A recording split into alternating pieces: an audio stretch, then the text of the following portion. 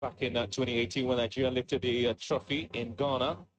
The likes of Ebi, as well as Jibade and Oshola played a huge role in a semi-final win against Cameroon.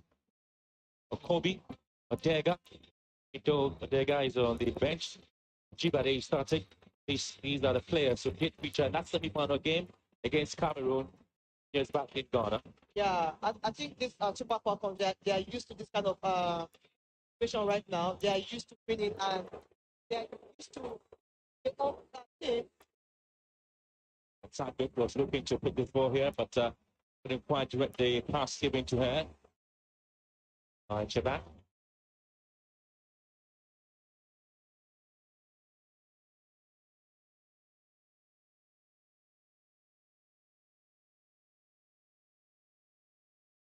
Iguani.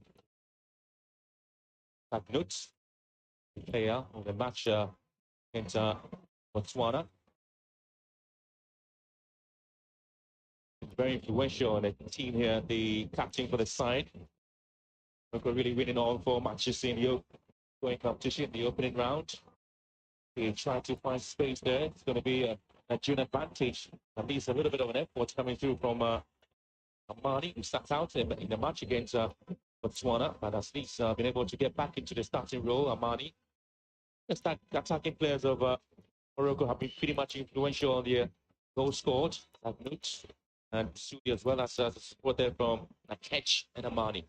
Yeah, you can see the coordination between both players and the way they interchange position. So it's really difficult to track down. So the Super Falcons, they have to be really careful from the midfield because that's the engine room right there. They have to be in control. So it's that Milks. She finds support. The Blacks with Wani trying to charge forward. And she takes out Payne.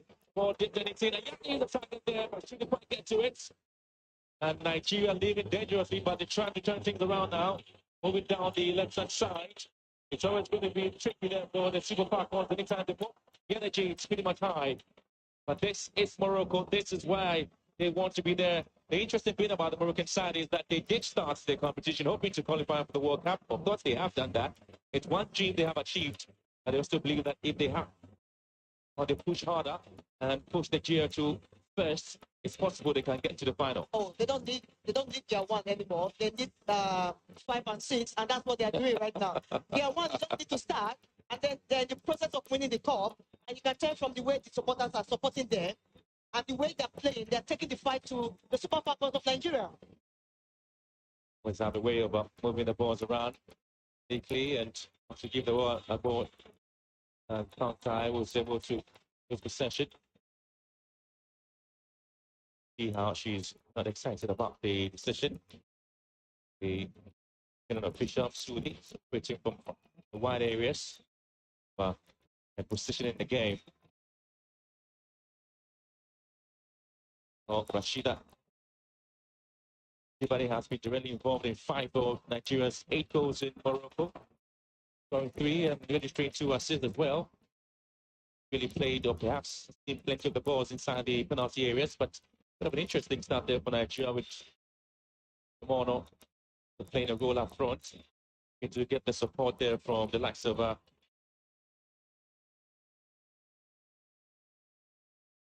Jaina Kanu. So far in the last 7 minutes or so, it's been the host nation with a lot of pressure there on Nigeria to see if they can get the first goal. It's been an interesting story there. If you look at how football has been developed in Morocco, seeing the skills and power and the pace of the players with one here charging forward. And there comes the support there from the Nigerian right full back. I'm not surprised the way Morocco, I'm not surprised the way they're playing right now, because when you have one of the best coach when it comes to women football in the world, and then the resources and everything, the process for over 2 years, they've been really building this team, and you can see the result is showing right there. Not showing Amani. That's the ball into a very dangerous area there for the Morocco to see if they can take advantage of that. It's been one competition where we've seen the fans allowed to watch the game freely. And so it's not surprising to see 53,000 of them in the stands watching this semi-final match. A very important one, of course. And Nigeria would like to make history as well, but they have to defend this set piece of the Moroccans, which are back to deliver that into the box. Let's see what happens. More sensitive with the back post now. Start down to the goalkeeper for Nigeria to deal with the situation. Jamaica in a dossier, one of the players who featured extensively for Nigeria as well back in 2018. He's been the safest pair of hands for the Super Falcons, and they're not really overawed or intimidated by the fans watching this game today here at the stadium, are they? No, not at all. That was what Okpobi recently said in an interview.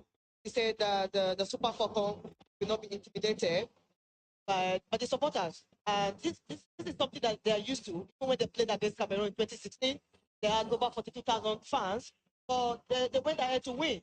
So Nigeria, they are really good with stuff like this, the supporters, because for them, it's not their business. They are mentally strong and physically strong. So it's all about utilizing their chances. That is all they have to do right now. But the cool thing with the Moroccan team is that you can see the way they're playing. They're actually taking the fight to the Super Falcons. They're not waiting or sitting back to absorb all the pressure. So the Super Falcons have to be careful also. Really a set piece advantage for Nigeria, where they center line and have to how best they can. And so when the balls are delivered into the box, your expectation is have the likes of KB and Mono playing a role, and if they can intimidate the back line of Morocco. Well, we've seen a lot of strength in the box. All of them starting right in front of the 18-yard box. Will have to be delivered by Abby. Times when situations like that do happen, that's where the experience would have to come in. Ball cut out beautifully there. Judy, Abby, who winds the ball into the box, looking to pick up contact. And Morocco would have with Wani and Nuts combining effectively there. But Armani couldn't quite keep possession. If June's FIFA rankings are anything to go by, obviously the Super Falcons will have no problem defeating the Moroccans. Nigeria first in Africa and 39th in the world. Morocco 8th position on the continent and 77th in the world as well. That is because they hoping the tournament. That was one of the competitions they've hosted and looking to win it, interestingly. As they get ready for the CAF Awards, which is going to happen on the 21st of this month, Thursday. In 5 of players in Morocco given a chance. I think they can win some awards there. Tagnut, the back. Them in the mix win some awards as it's they are voted for. Again, Japan comes back to win possession there for the side, and Amrabat will have to deal with it. That's it to the right hand side. Then comes the Moroccans. Always want to keep possession. Rush around with the ball quickly. Find space, very dangerous area. Nigeria's pull back. Sometime the ball's in midfield. Antoinette. Right? And Ajibade. Now she's on the move, you know, will be very dangerous. The decision goes against Ajibade. Wait. You can tell that Rodwani, she likes to go up the last 4 games she has played. And it's really interesting to see that she's having like extra players up there, and she has the likes of Ajibade that she has to play against. Ajibade is really fast, so I'm just watching to see how she's going to survive in this game, going up and down. But she looks really active and ready right now. Quality work there from Taknut and Amani combining well. The end ball pushed away by a chat. This is where the Nigerians are finding some difficulty at the back, trying to clear their lines. Being pretty much difficult for them to do so. Meantime, looking to see the support system that will be put together and helping them to move up the JV.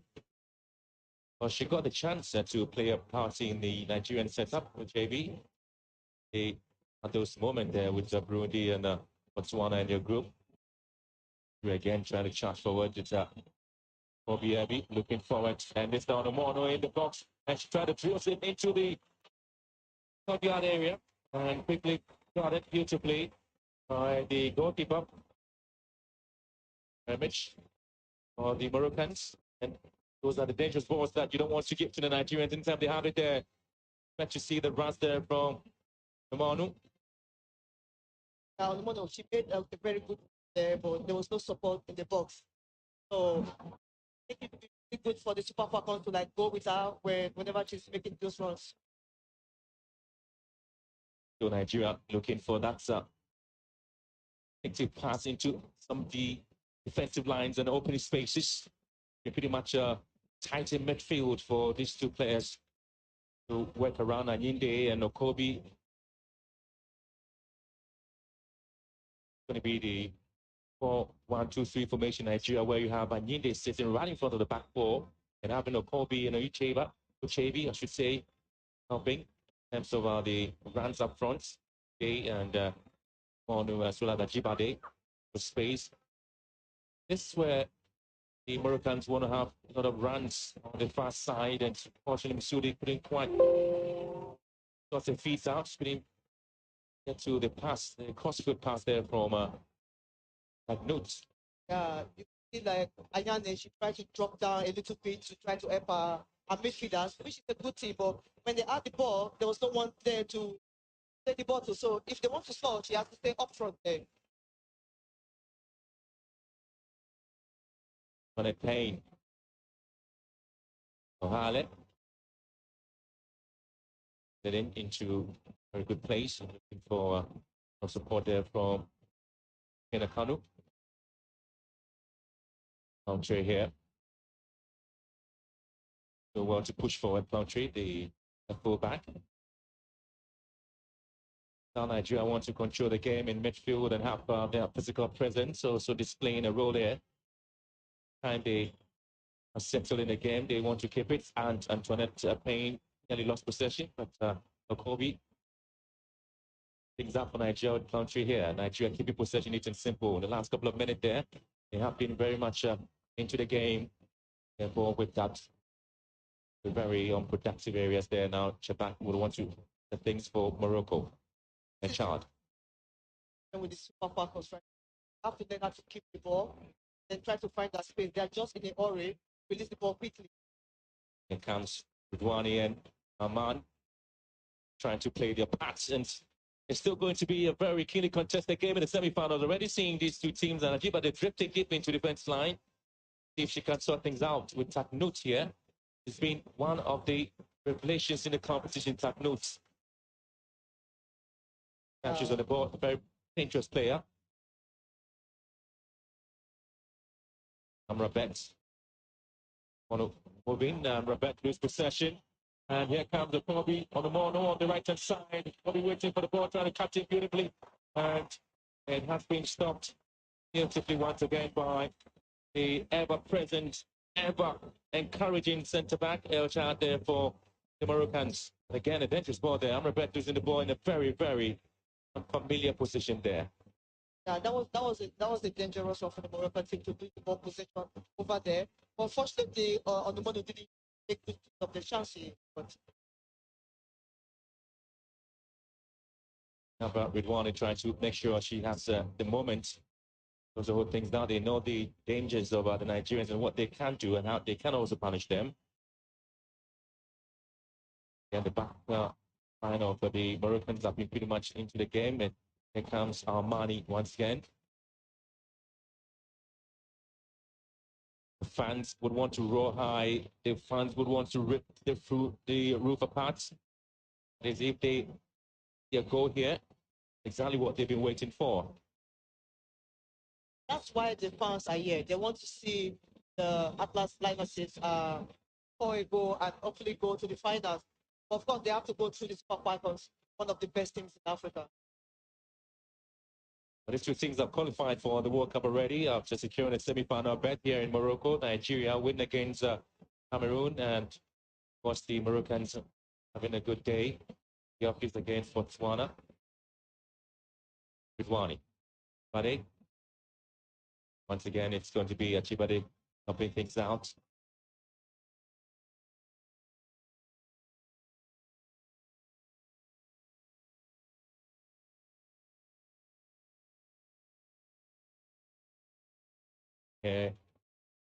Good, sure things, and Achibade would want to come in, charge forward with a speed.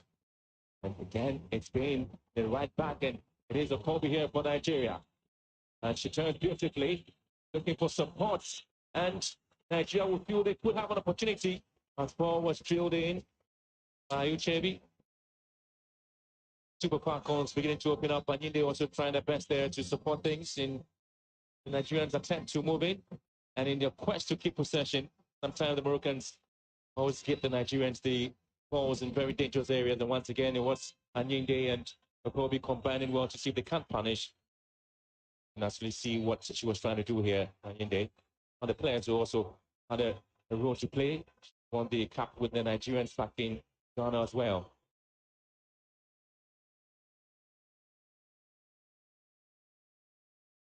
But to see something box into the box there. And the other players are looking, the fans of Morocco ensuring that this time this ball will not hit the back of the net. Two teams have considered 2 goals already in the competition. Ball drifted in, and Rich comes out. She unable to deal with the situation. But Nigeria will still want to control a little bit of a physical player.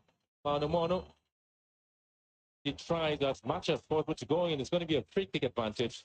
But there's a player of Morocco already down the penalty box, and Sudi attended too. It has been a really intriguing game. The way the Moroccan team, the way they're playing from the midfield, trying to stop the Super Falcons. And Aide and Okobi, they're the engine room for the Super Falcons. It's really nice to see that the way they are really supporting the attack line right now. Onumono doing a great job on the side there. But the Moroccan team, they're not giving them that space. You can tell that the coach has really watched the Super Falcons and is really giving them the antidote right now.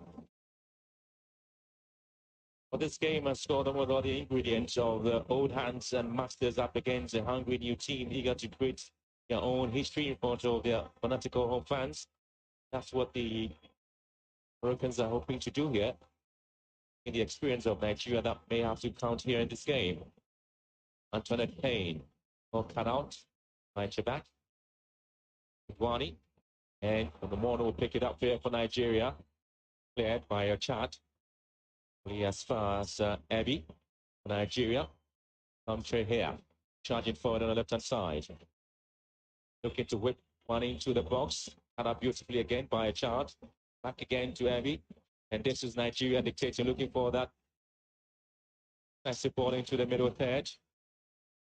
The Moroccans currently back in their defensive line. Yeah, the first 10 minutes, they actually took the fight to the Super Falcons. But now the Super Falcons, they have really settled down. Now they're trying to play their game. So let's see how it's going to go. Mohale in control, being confronted there by Yandi.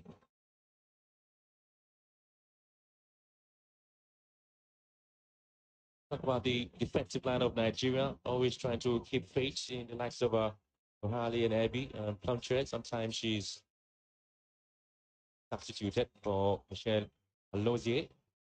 Yeah, Ohale and man, Yonoski, the Super Falcons, she's like the rock.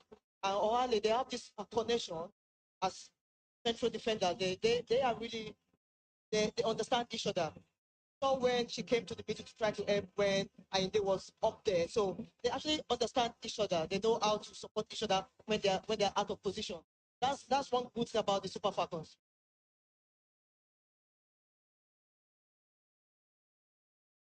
Morocco really have been one of the best teams at this competition. Claiming wins in the 4 games played.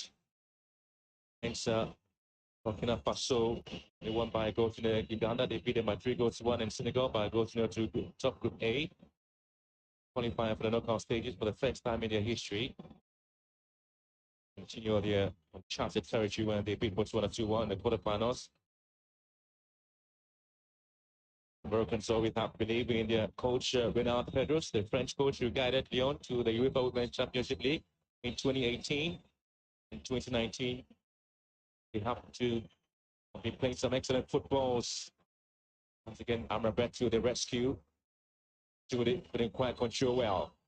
And this is Nigeria. Looking to pounce on another effort. Kobe goes to ground and felt she was cut there by Judy. Halfway through the first half already, and we've seen pretty much of a mechanical or tactical game between the two sides trying to manage the effort that'll be coming in. It's a little bit of an physical play from Nigeria. And the sleek movements of the Moroccans, and they have the balls trying to find space around Ohale and gets it up for throwing. Yeah, Morocco, they are really tricky team. Like you can tell from the like of Tagnot and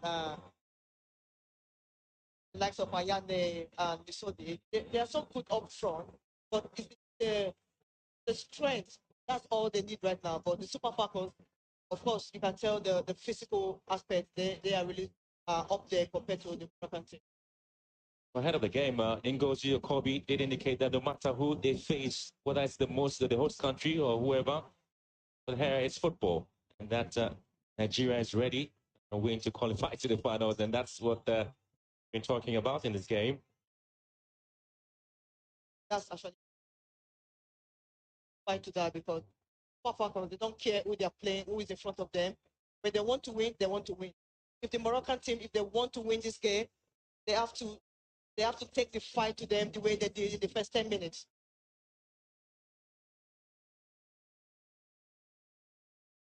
Always trying to use the wide areas, the Moroccans, especially the runs from Sudi and Taknut in play sometimes.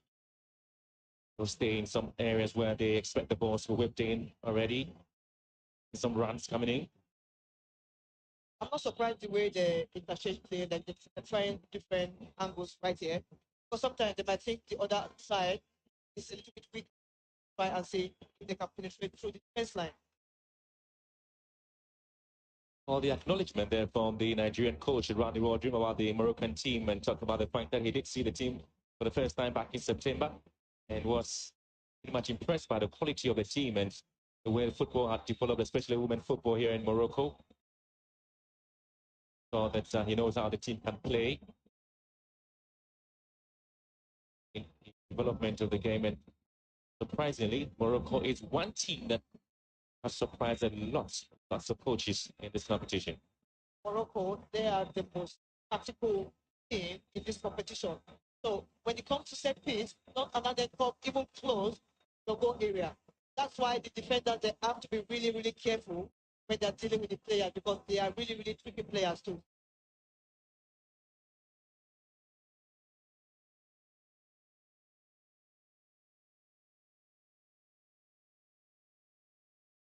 Amrabat.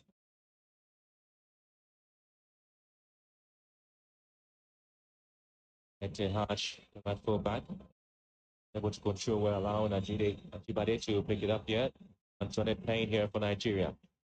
Well, Payne has been pretty defensive in approaching the game. Ajibade giving the return of the ball by Onomono. Ajibade again. Yeah, let's go Madrid player. Long and excellently delivered the ball into the box. And this time, it has to be well guided away. And in a tunnel with that head there. You can tell the way she went for the ball to the middle line and then he got the pass from the angle. Look for Kanu. Kanu, one of the deadliest strikers the Super Falcons are. So that was a good delivery from Ajibade. Good delivery there by Ajibade into the box where Kanu was hoping to head home the first goal for Nigeria. At least hoping to get it. Ajibade here again. She's always going to cut in onto the right again. So she can deliver something, but probably elaborative on that occasion. But this is the player you don't want to let your eyes off her because she can create some problem there for you. And Randy Waldrum is looking forward to seeing the tricks Ajibade brings on board in this game. And this is one player that Dwayne DeLoca really appreciates a lot in this competition. She's here to be the player of the tournament already, Dwayne. Yeah, Ajibade has really, after the first game against South Africa, she has really she came out of her shell, and then you can see the way she's playing right now. She's one of the star players, and the Super Falcons are really looking up to her to help. Here comes Sagnoot. Ayani. Sagnoot brings it deep into the box, and Ayani's ball again, unproductive it is. Kobe picked the pieces up for Nigeria. And the Super Falcons who have Kanu dropping deep into the midfield area to pick up a ball plunger here on the left-hand side. It is Nigeria calming things down, not under pressure at all. Ohale and Nebi combining at the back. Kobe again, giving a chance. Ngozi. Look at how she turns in and out. Ajibade would want to run on the right-hand side. Aide pushing the ball forward here for Ajibade and goes out. Yes, it's Nigeria looking to find space. Yet, haven't been able to create one. You can tell there's a difference, the midfielders compared to the first game against South Africa. You can see the combination between Ushebe, Ayinde, and Opobi.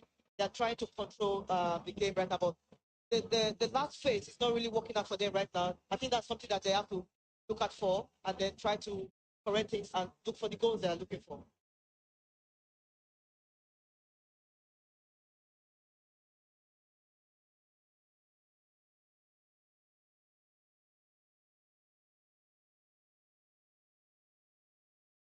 The 25th game of the competition. So far, we've had 56 goals in 24 games. This competition. Morocco, Ibade. Quality pass up front. Looking to pick up Ingo Kobe. Again, the Nigerians pushing forward. And you can see how the captain for the Moroccan side, back in moving deep. The first game played Botswana. I mean, again, played against Botswana here. When the likes of Saba Seguro did the holding midfield when she was seen as an attacking player. But the difficulty here is that balls are really being supplied to Onomonu and Kanu. It's static at the left-hand side of attack there for Nigeria. The way Morocco, the way they're playing right now, they took the space away from Ajibade to actually run, because this is the kind of player that like a space. You want to run into the ball and then connect with the striker.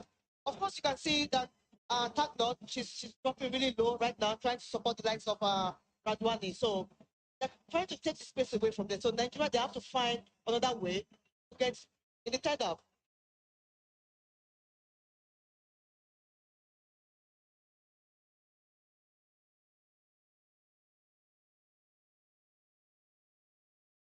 Is balling put down by the back. Anyindi. And 12 miles Blotcher on the right side. And here comes Kanu. Goes to ground. Here Kanu.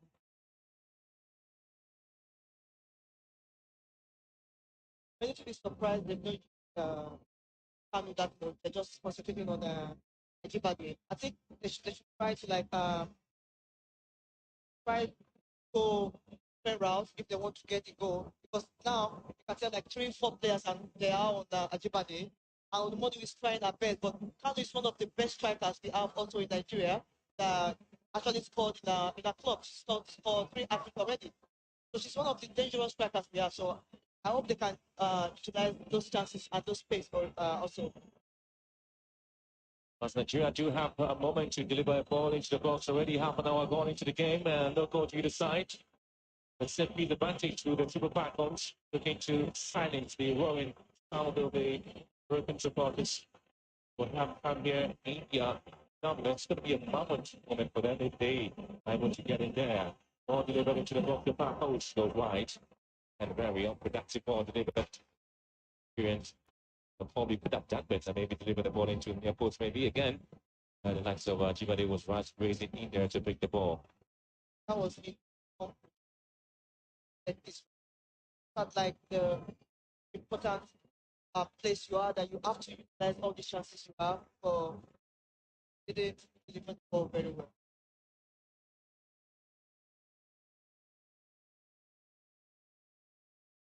Indicated to you how the South Africans are already waiting for the winner of this tie to meet them in the final. They defeated Zambia. 94th minute goal there by Lenga Carlo. Indicating that the South Africans getting into the second consecutive final. And the women are thought they did that back in 2018 in Ghana, where they lost to Nigeria.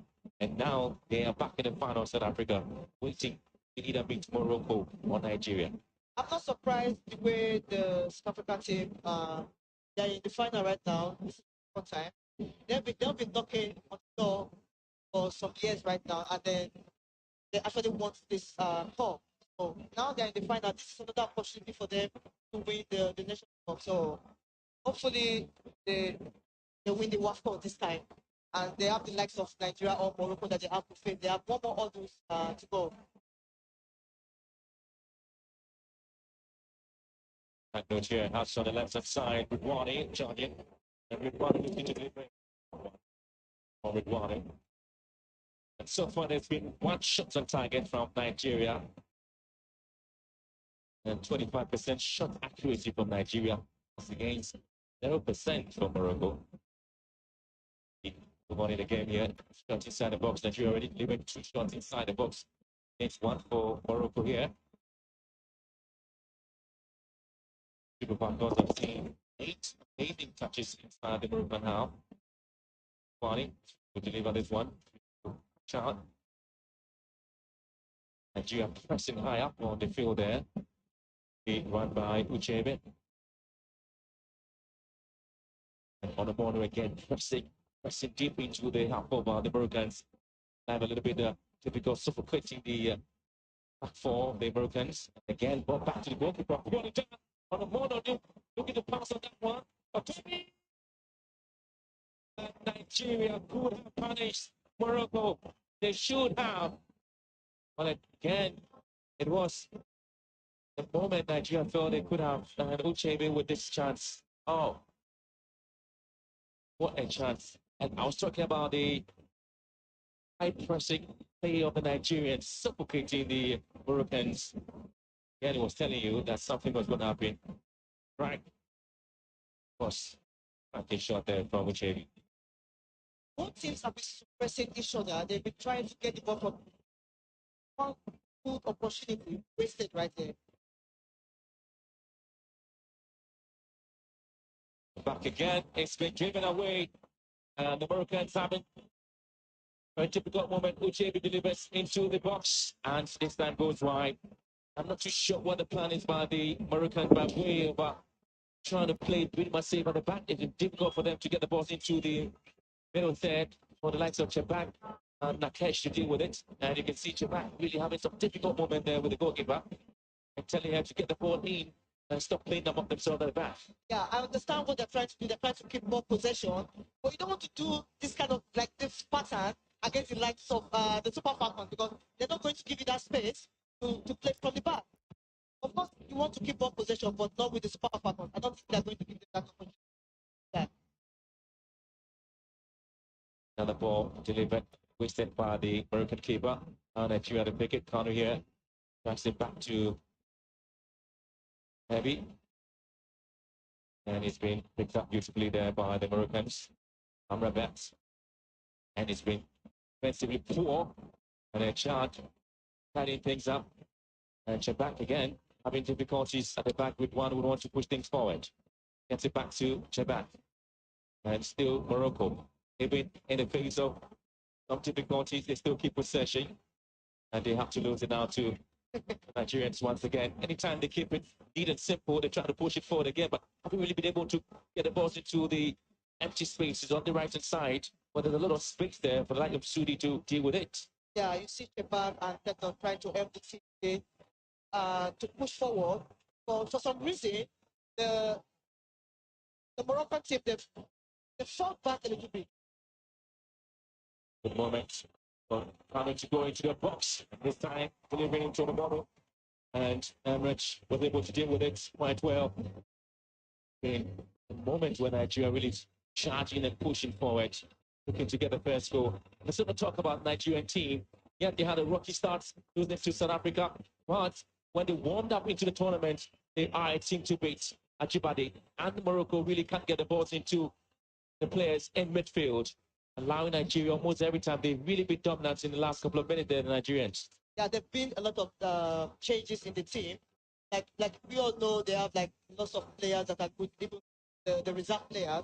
So there's a lot of changes. You have the likes of Uchebe and Okobi back in the starting team. So you can tell the difference and why there's been this change and why they are doing really well. Now Kanu started, you can see why people decided to start the likes of Kanu in this game.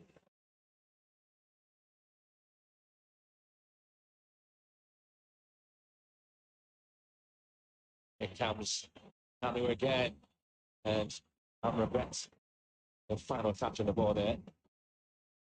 I think the Super Falcons they've really settled down in this game. Remember, I thought they were using Akiba Day when I was saying earlier on that they should use the likes of Kanu because she's also good and she's really fast. Now she's pressing them down the line over there, and then she's using space really well.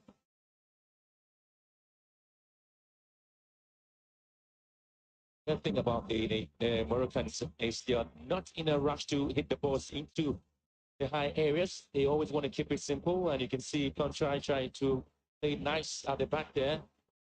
He is by way of a eternal grandfather.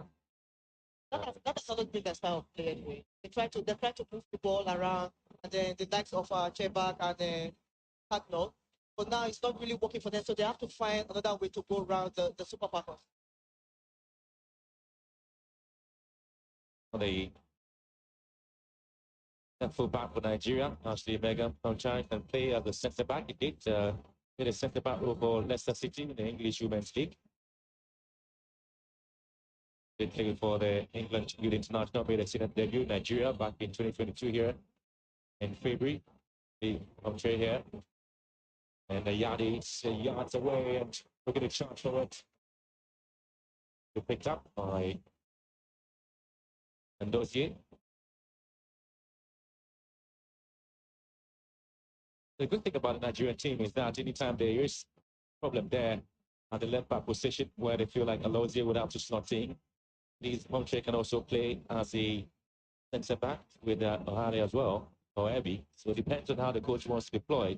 There is going to be a lot of, hands there for the coaches to use. Yeah, that's the good thing about the Super Falcons and the squad. You can actually change the rotation for the players as well. Yeah, that's the beauty of this Super Falcons. They can play from different positions. Mind you, the Moroccan team also, they have the 6 players in front. They can do same also. Ajibade in here. Ajibade ball delivered and average collected without any problem. And you talk about the runs in the right hand side of attack. Ajibade exposing the back line of Morocco, as well as kind of do the same on the left hand side of attack. Yeah, that is what they have to do. They have to quick, move the ball, use different wings. They don't have to stay with Ajibade. Of course, we know Ajibade is one of the best players on the pitch.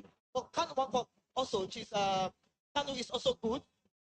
She can actually do the same thing. So they have to quick change the position and try to do different stuff, try different variation.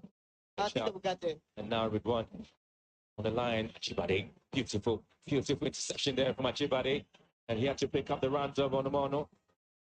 And it's been the Nigerians who are detecting and making things work there. Chiamaka Dozier been on the holiday here in Morocco, hasn't been tested at all at the Rabat Stadium. Amani and Taknut. Jibadi again, intercept. He cuts in with that tackle there, wins it up for Nigeria, JB. And here comes the Kobe for Nigeria. Ball delivered into the far side. They're looking for Kano.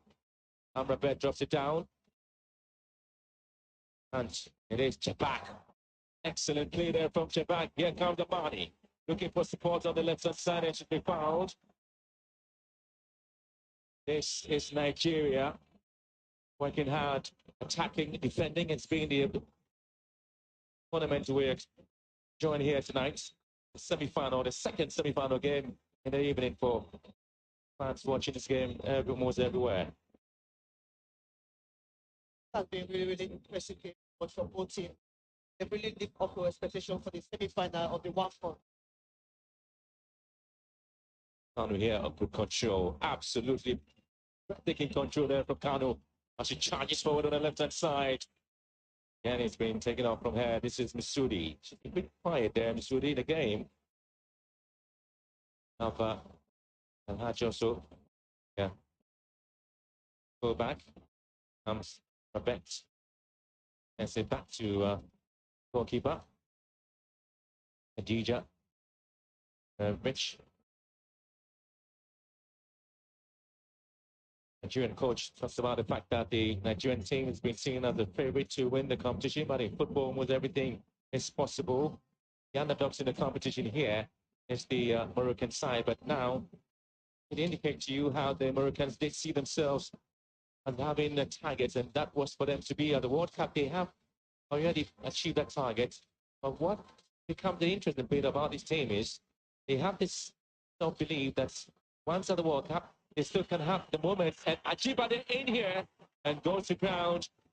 And thinking there's going to be a decision there by the referee to see if there is a foul on Ajibade.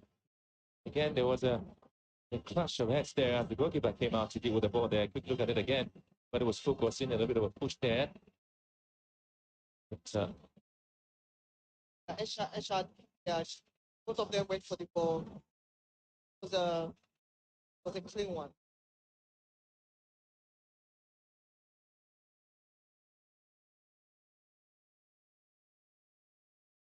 I don't think he just enjoying the game here. That families have been allowed to come into the stadium with the sons and daughters watching this game. But Uche Nakano provided the crushing brace against Burundi, while Ajibade supplied the sucker punch that knocked out Cameroon last time out. Looked at a perfect out one for the Yuma Onomono, who made a mark, strong and very pressable.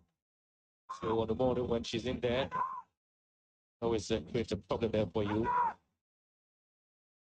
The attacking play of Nigeria and how the likes of it's Monday, who's a local player on the Goal King or the Goal Queen award for Bayelsa State. You expect her to play a role in this game, won't you? I think she might come in. She's a really good finisher, so the coach might decide to bring her in if things continue to go the way it's going right now.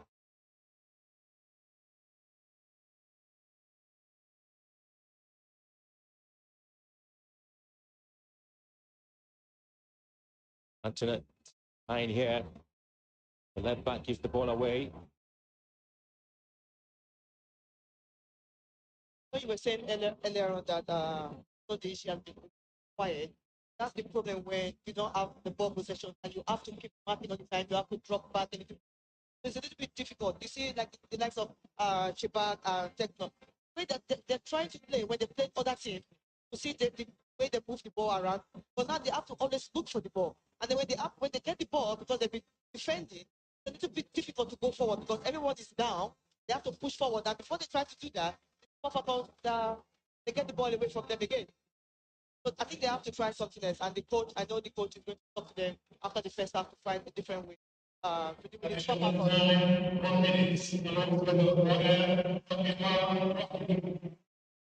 Here's Spain. Nigeria always keeping the ball. We're doing a minute of at a time already in the game. And so far, no goal to either side. We pushed in the first 45 minutes of the game. Ajibade controls well, finds Ngo Jacobi. Trying to recycle the ball back to Ajibade. Antoinette Payne here. The right full back. The play the club football in the United States finds Ajibade on the right hand side, and Kanu is waiting the box dead bounce on it. And on the model, American born attacking player for Nigeria as well. And this is another American born. He comes another attacking play for the side here. Country just couldn't quite control well. Amani has been losing almost all the balls in very dangerous areas. Uchebi trying to drill one in here. It's been stopped. Kobe again recycles it into the box, and it's been headed back to the goalkeeper, Khadija. And so the final action in the first 45 minutes has been the Nigerian dominating play there, indicating to us that the defending champions are not ready to loosen up a little bit in this competition. They want to be uptight in there, and they have been doing that, occasionally attacking the Moroccans, and the Moroccans have been paying to their defensive line. At halftime, it is Morocco nil, Nigeria nil.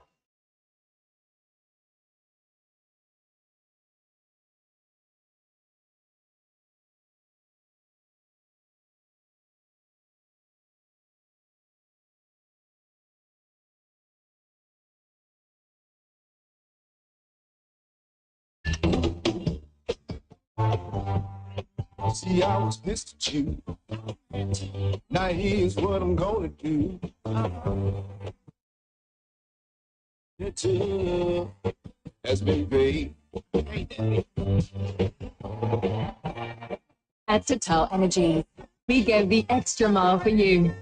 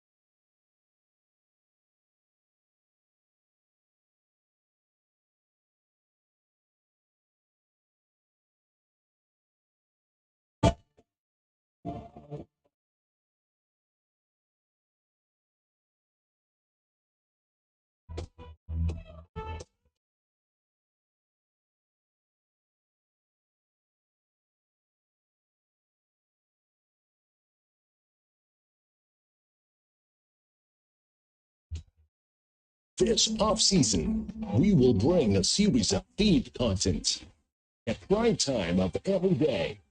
Great football stories should not be missed. The most memorable football replays. The exciting performance of superstars. The fantastic battle between traditional powerhouses. Enjoy the best football actions on world football.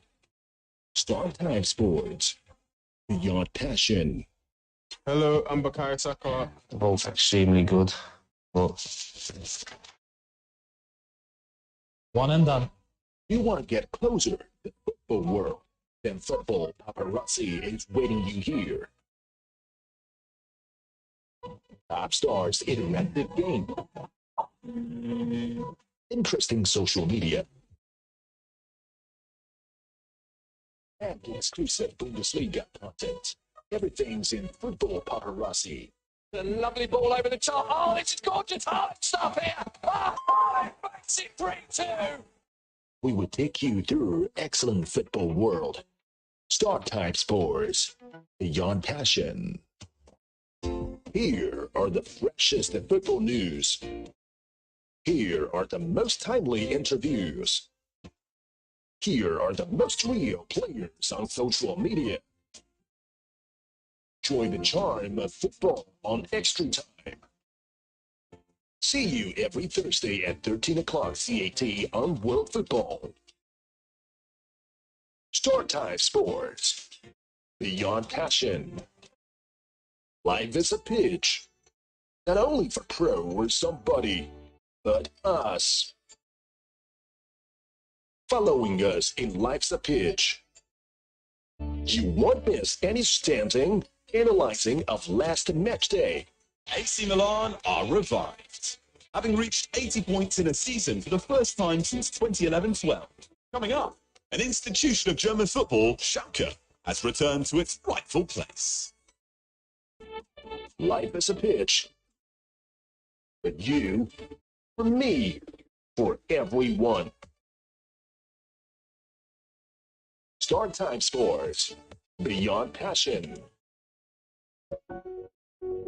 Here you can get everything about Arsenal.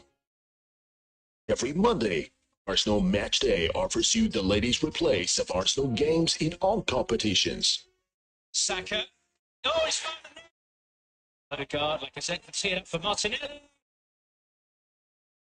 Every Tuesday, Arsenal World brings you close to the team. And exclusive interviews with players and legends.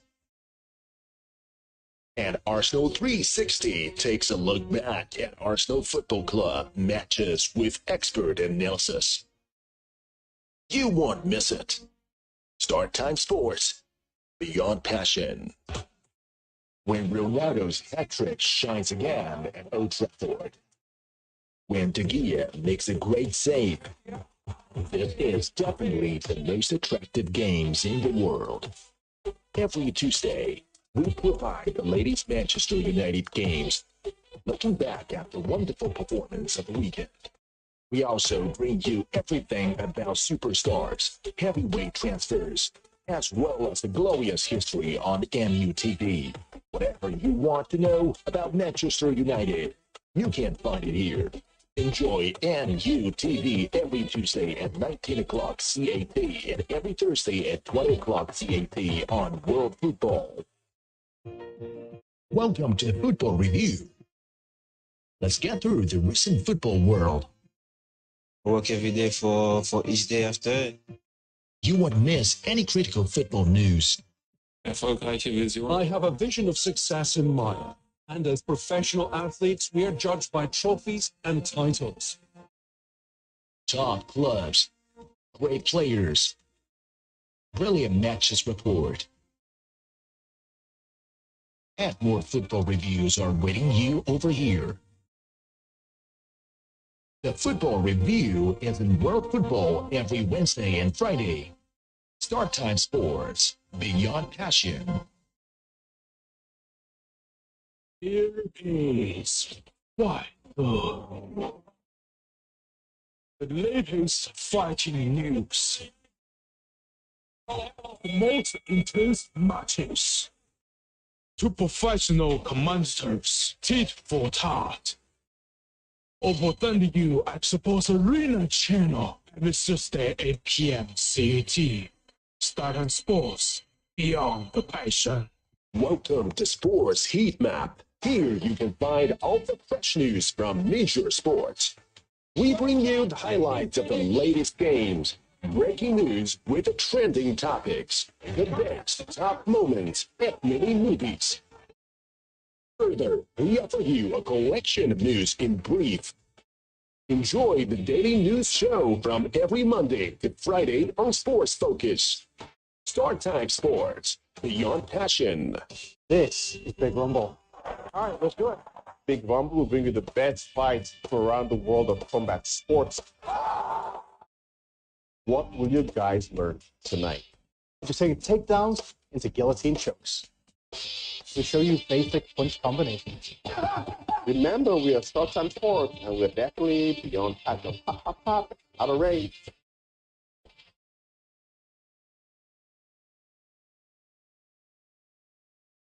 Panorama, a fantastic sports program with the latest news and entertaining stories. Slam Dunk provides you the best dunk moments and get close to NBA stars.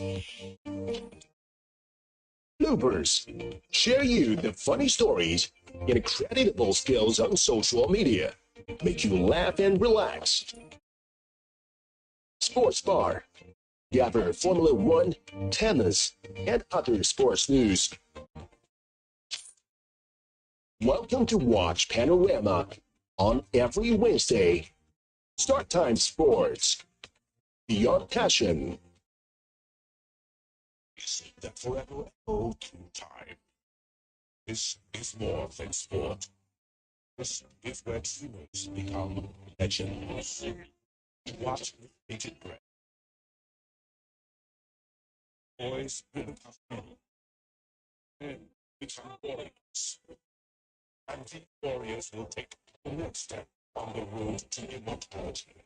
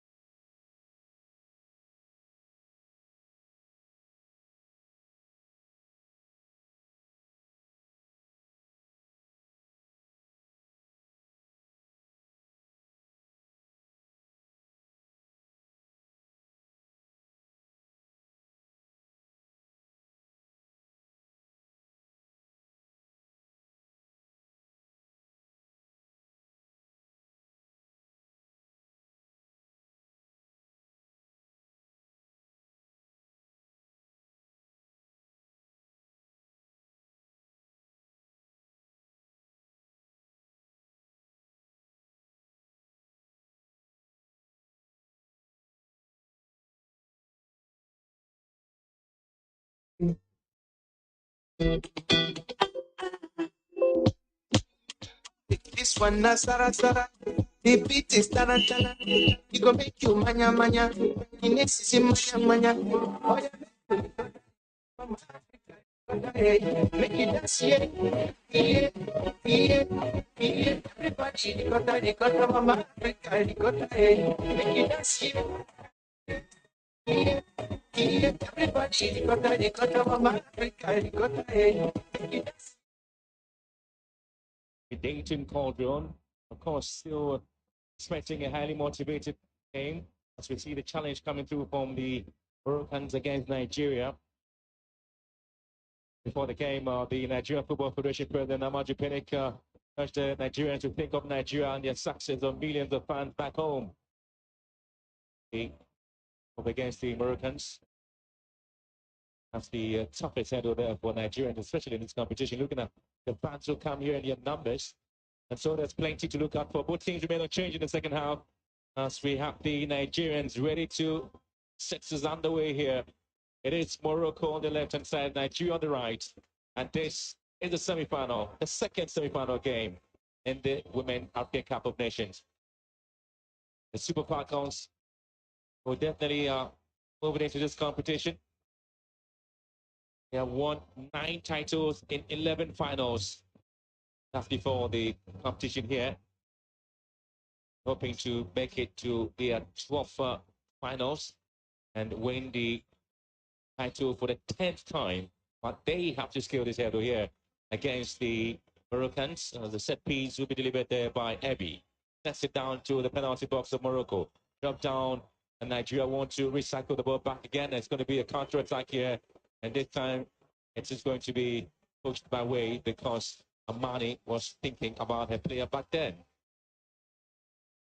Again, it's a bit confusing why Amani would have to push the ball out for throw-in when she could have just charged forward, because then they knew the gravity of the injury situation for her teammates. Yeah, I think she has to be really careful there because there's no point for her to in a hurry because the Super Falcons, there are 3 defenders waiting for her. I think that was a smart move from her. And it's also important, there's more to football. She has to think about her teammate. Yeah, a quick look into the tackle there on Ayani.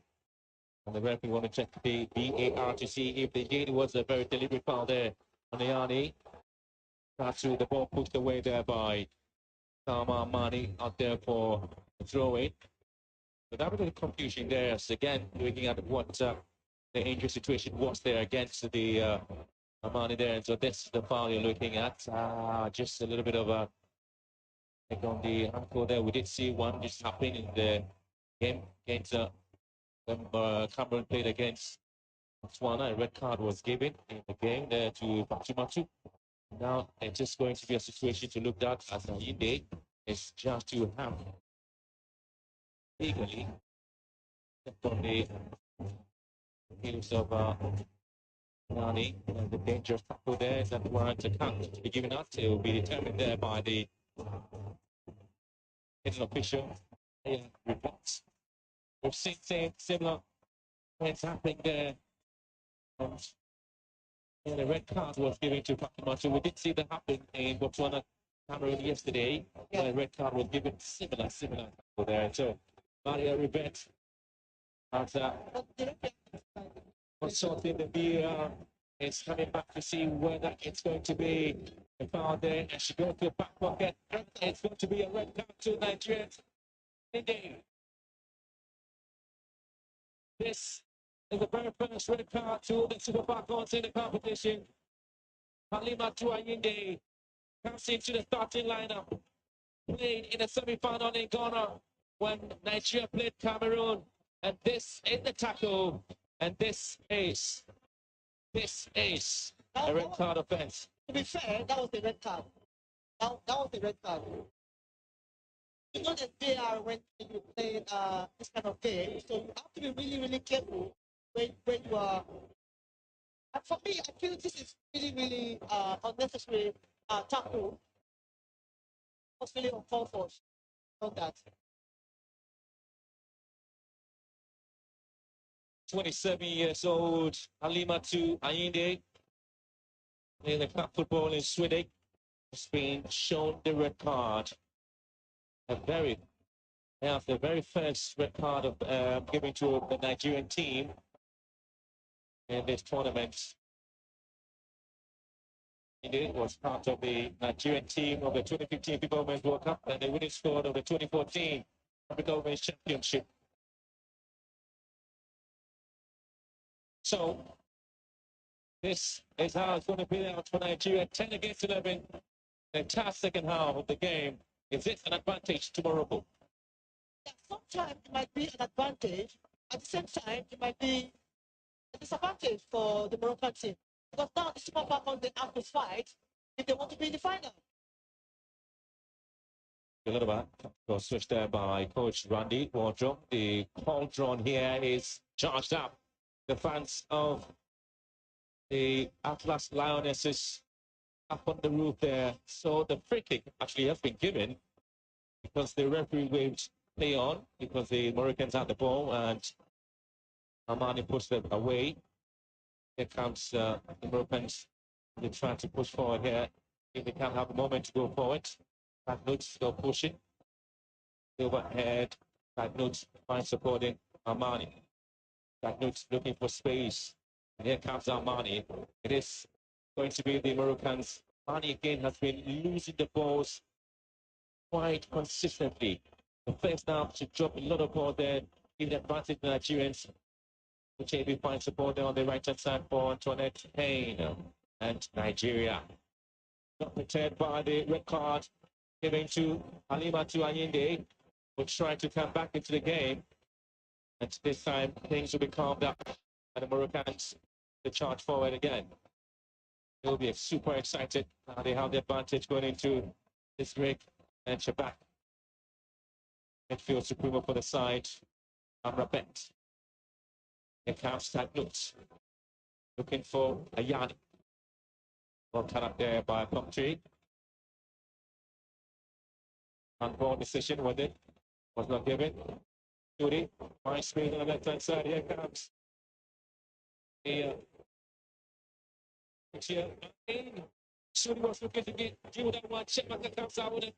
Say, this time into the box. Nigeria leaving dangerously.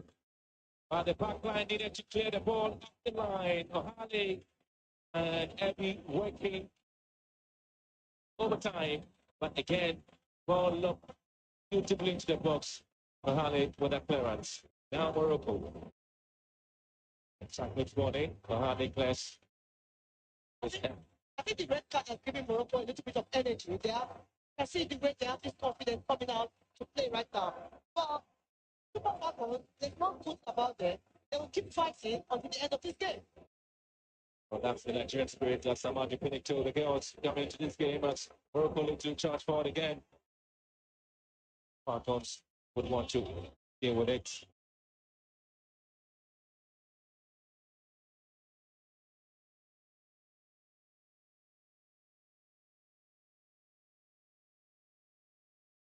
Going to be an interesting time there for Nigeria to see how the tactical switch there by Coach Randy Wardrum is going to affect the play of the Super Falcons. I don't just repeat exactly what Amadi predicted the Super Falcons and says to think of Nigeria and it's for the millions of fans back home when they enter the pitch there. And let's talk about the Nigerians right there and the Super Falcons are looking to charge forward again. It's on the mono. Was given the huge responsibility to see if she can't get the first goal there for Nigeria. They have been pushing and pushing again. The red card once again has not changed anything about Nigeria. And Ayani here has been prepared. Ohali policing here, ensuring that the security is at times. Not going to be any free kick now for Ohali. And Ayani goes in, shoot the ball into the box. And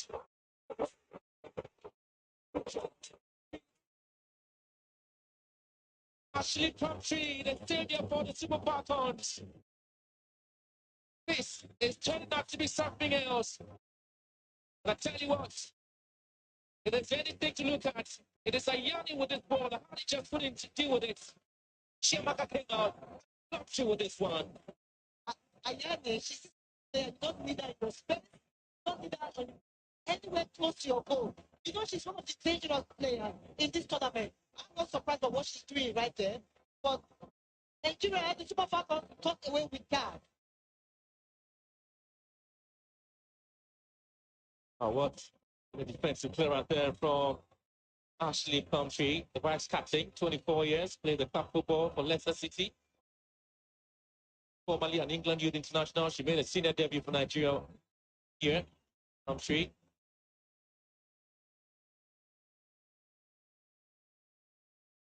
I think what Big Thing might be the NFL president told the Super Falcons is absolutely correct because football is everything when it comes to Nigeria and the supporters. They take things really personal. So it doesn't matter, even with the red card, they still expect the Super Falcons to win this game. So for them, football is personal. There's no two ways about it. Goes Jacoby. Finds on the morning. Jibade is the target here. She picks it up in midfield. And she actually dropped deep to deal with the ball. Turns well. Finds Antoinette Payne. And here comes Nigeria on the charge forward. Jibade gets the ball into the box. And looking for Kano. Been dealt with beautifully there by Khadija. Play there by Jibade. If she has anything to produce in this game, I'm just looking forward to Jibade and MHG really control that situation right there. And the things you expect your goalkeeper to do. Take command of the goal area. Ashley Plumtree with it, and Sudi goes round Plumtree here, looking for space in the wide areas and finds techniques. Sets the ball into the box. Abby Clash gets far back. As Ayani picks it up again, and she has that Ashley Plumtree to deal with it. And Ayani steps it back into the box again. This time it will be dealt with, taking off the line. For the fans of Morocco, we're hoping that this is going to be a corner kick, but then she's come out in again there. Ayani.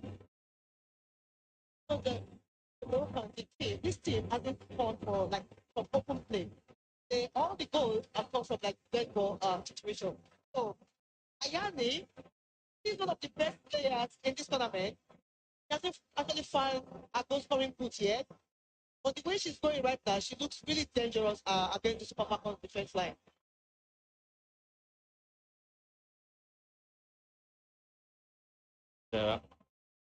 Ayani, 26 years old, plays the club football in England for Tottenham Hotspur.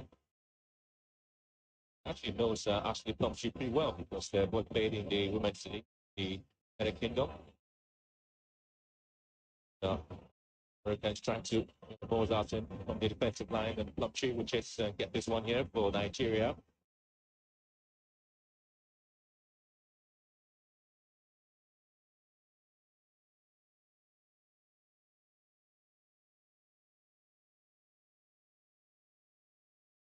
It's a nice spectacle. Obviously, see the Falcons aim for their 10th final match with emphasizing this one. I see the event or the tournament was launched back 24 years ago. They have never failed to win a final match. Victory over Cameroon. Downstairs, they affirm that they have never failed to reach the tournament's last four. That's the strength of the Super Falcons. The very first time the Americans were able to do that was for them to get to the quarterfinals. The very first time in the semi-final, the very first time as well, and the Women's World Cup, the very first time for Morocco. And now they're looking to get to the finals for the very first time. It's only the very first time for everything. So I think it's an opportunity for them to go to the final, but they have the likes of the Super Falcons to deal with right now. And even for the fact that they have the red card, I don't think the Super Falcons I don't think they are ready to let go of the semi-final right now. I think they really want to go back to the final and have this opportunity to face South Africa again.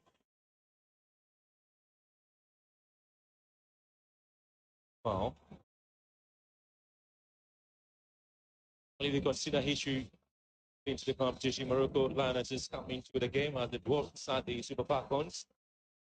Take the inaugural edition of the women's competition by Nigeria, and you look at the strength of the American side and how they have invested a lot in football, get the team to where they are, the strength, the ability to get the supporters behind them, clearly to indicate that the Americans are ready. Give almost everything into the game to see they have the chance to get into the final. That's the reason they're here, in numbers to support the side.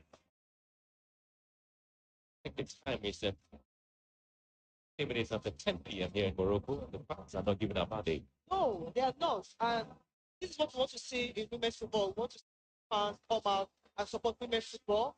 The Moroccan the fans, they are going to be disappointed. They've been going up and trying to push the team. And you can see how it's really up with the women's team.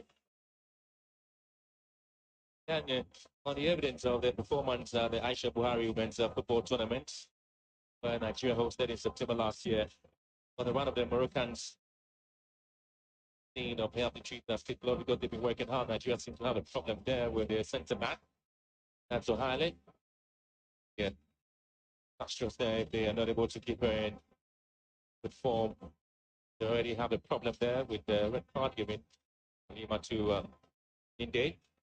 I think that was a big blow for the Super Falcons because Ainde is like the edge room. She's the one protecting the central defender. For her to be out earlier in the second half, I think it's a big blow for the Super Falcons.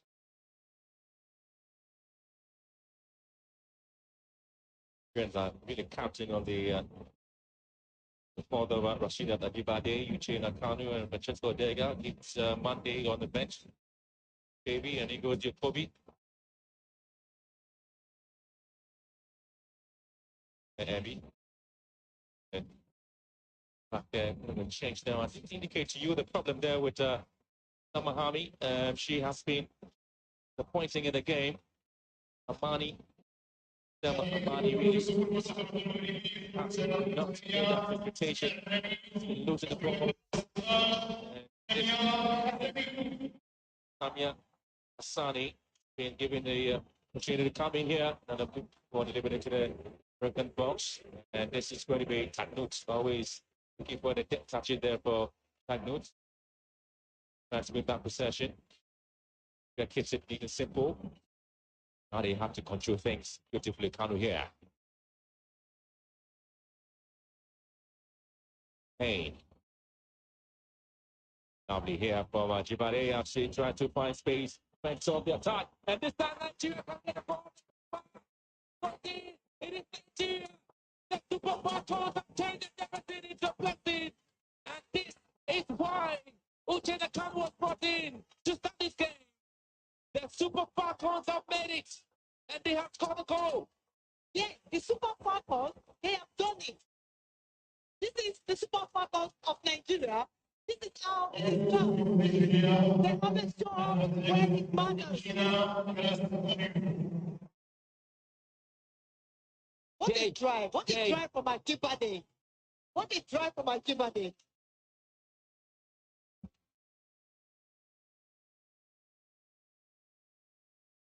I tell you what, credit Ajibade, credit to Onomono, credit to Uchenna Kanu. And I tell you what, she is a tormentor.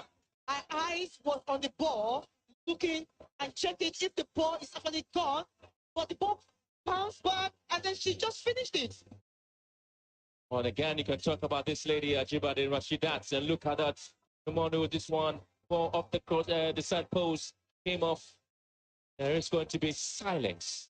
There is total silence in the cauldron.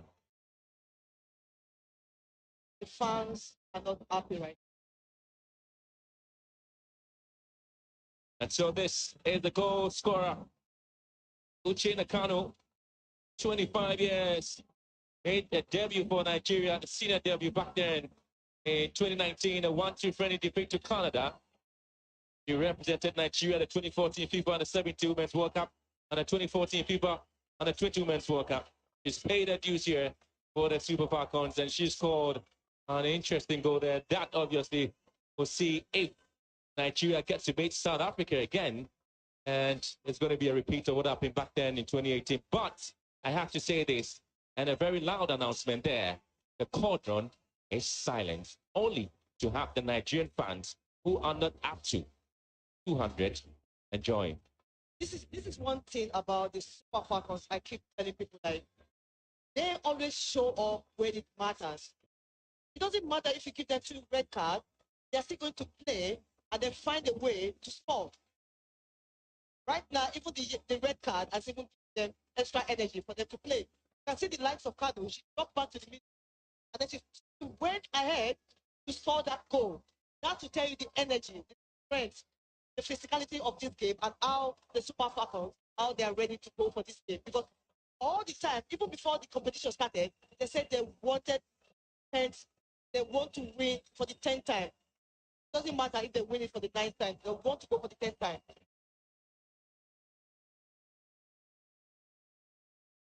For the moment, Jibade stepped out the gear. That was the moment the Nigerians were able to find space behind the back line of the Moroccans, and Uche Nakano was able to drill home the goal there for the Super Falcons, even though they are 10 playing man down with a red card to Matu Ajibade, Anyindi, I should say. But it would be the Moroccans pushing, the Nigerians using the physical presence, and it's the goal scorer, Uche Nakano. It's a foul there. Interesting bit of it, situation.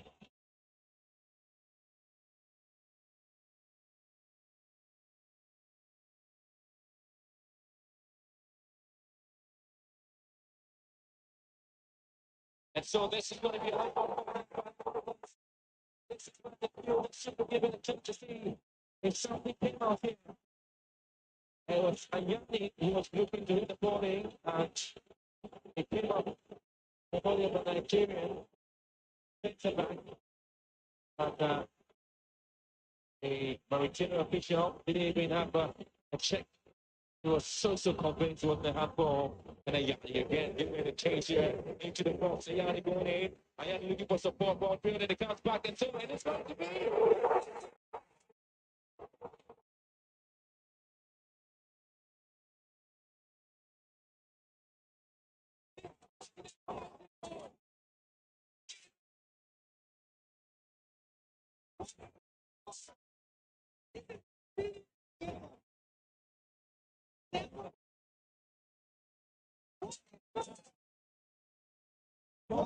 Moment to go. The clock.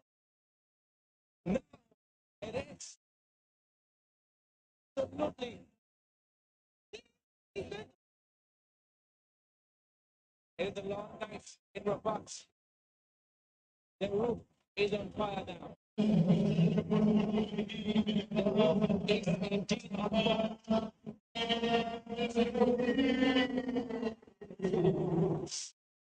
Shooting with a glancing goal. But again, talk about the drive there from Ayani. This is the night. This is a feast of women football, empowering women football, and indeed, they are empowering the fans here as well. This is the kind of football we want to see in the semi-finals of the WAFCON, and it's living up to expectation right here, right now. What a goal! And they go through it. And this time it's going to be Samuel just was given a chance to come on in a game to take out Amamani. Samia Hassani, and back the goal was scored there by Anna Msudi. 18 shots.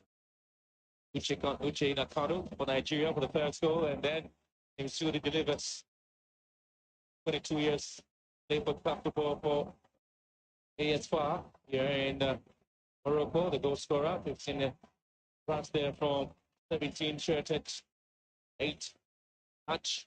The right fullback. Country here.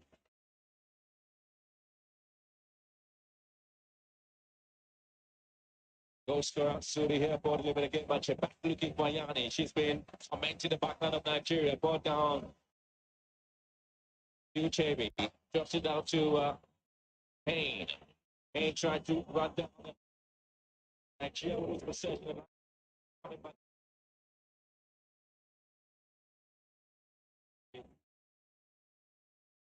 The next game,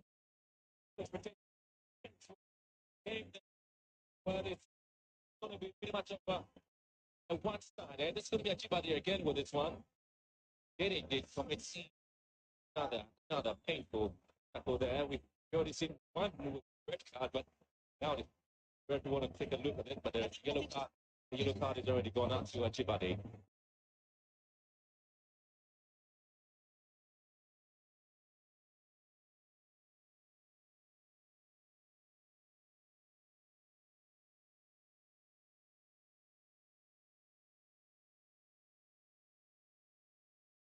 Also, in this competition,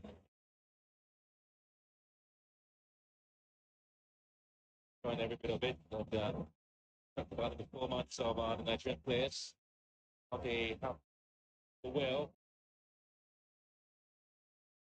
We'll have another look found there by Eddie.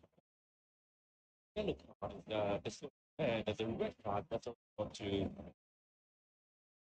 what is going to be the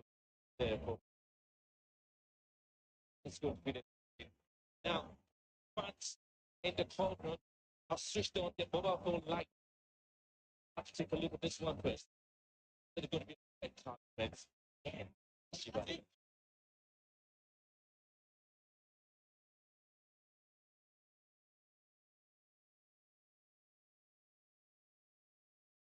very dangerous that really was. Full of obstacles and the decision there by the president. I have to be out with and talking extensively about the tackles coming in on the red, but trying to protect the forwards from players. It's came forward. What would be the night is for the match as a it's other way around.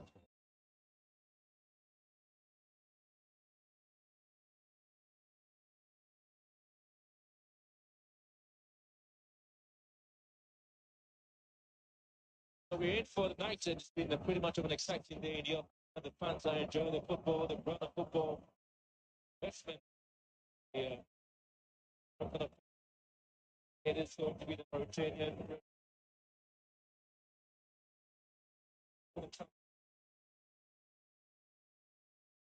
Like, she's going back. It's going to Monday.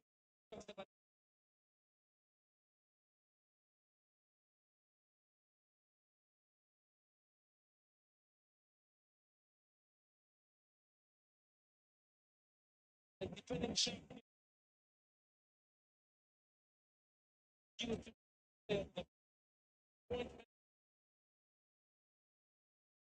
Nigeria just what is happening. They their dreams being shattered. And this is what Morocco think is going to be the life.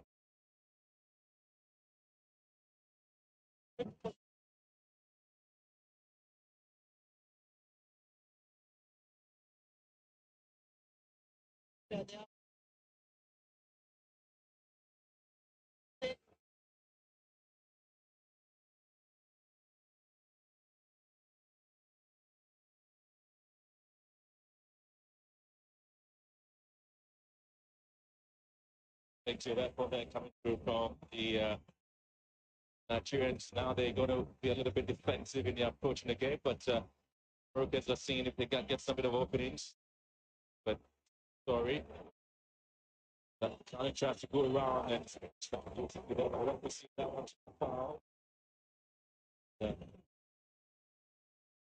Here against the Moroccans, with a card offense as well.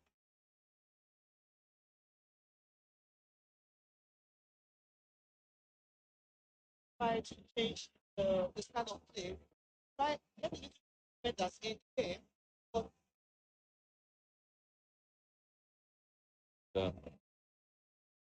Go back for the Moroccans just been upon it, but the very first time in this game that we're seeing two red card decisions. They're going into the competition that Nigeria. I feel that they have to deal with. The technical changes will be done. Federers will be excited. I tell you what, this is the game and this is the tournament. The Atlas Lioness is at the moment to feel that they are closer to the title, and Nigeria would want to throw in those here to the game. According to the American hammer. Then cleared away. And beautifully looking for somebody to support in the right side. Here's the ball in. There about three. It's going to be a little bit of a problem there for Abby. So Nigeria's Abby goes to grab. I think issue, is it? No. Right, I think she's officially out. But she got treated after the tackle there. So Nigeria are already preparing the logic to come into the game. And so, again, I did talk to you about Bluntry slotting a centre back. And so, if Bluntry slotting as a centre back, it's possible logic of slotting as a left back, is it? Yeah, actually, that's a point. So, what I'm looking right now, if the upstream, I think she's out.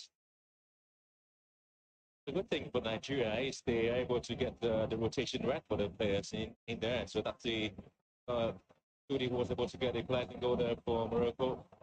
We are into the last quarter of the game here. Epic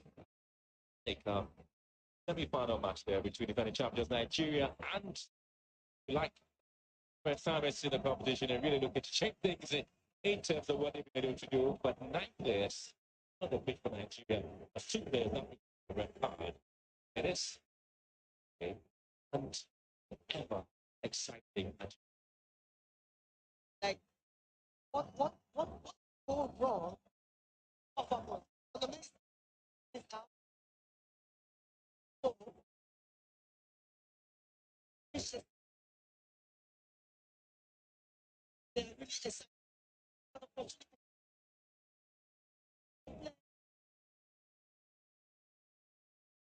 It is true. Pain. Of the ball down to the far side looking for Pan. Looked here for Morocco. Drops it down to the pitch. 40. Back over. On track. This is Morocco. They try to find out. They try to again. And Morocco having difficulties. And this time again, they can't just sort themselves out in the 18-yard box of Nigeria. And it is going to be hit the back of the net, but that is how the Moroccans are so eager to get the second goal here. Nigeria having also the problems in the box there because then they do have another issue to sort out the box. No matter was in here. Maybe a bit of an injury there, but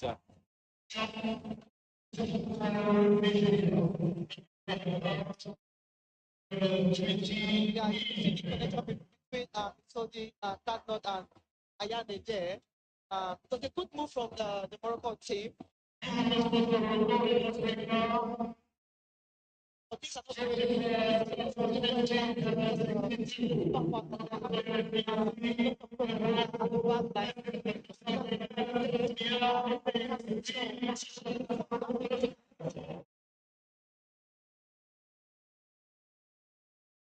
there are 2 players down. Nigeria coming out with a substitution, but again, this is a look at the goal that was scored there by the Moroccans with Yanni here. She went in pretty well, threw the ball in, goalkeeping Chiamaka couldn't deal with it, and he continued for the equalizing goal. You can see the celebration there from Yanni. But again, she contributed immensely to the goal, but it suited just took it so well, perfectly. But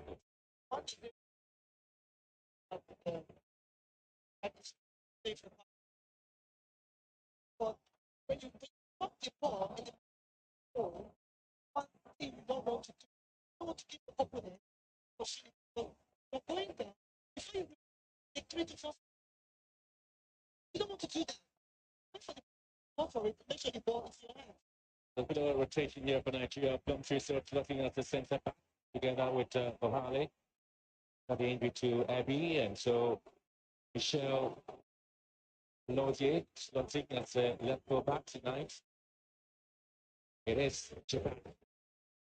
On speed, Elodie goes to ground in an attempt to clear the ball.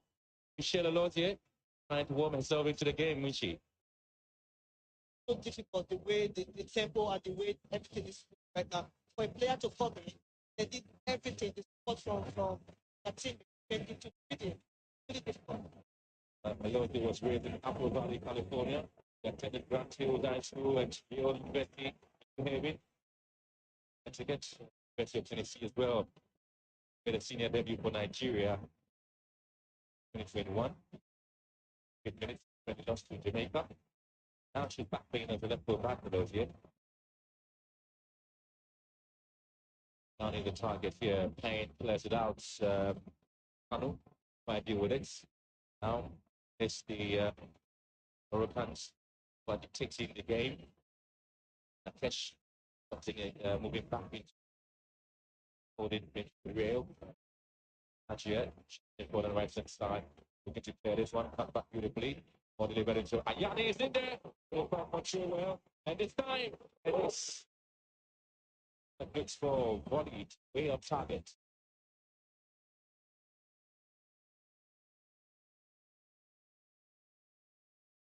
Hold on to bring on the ever experienced on the sides. With Kwelu. Also was part of their team back in corner there for Nigeria. The Morocco, I should say, that was missed. So it is. That's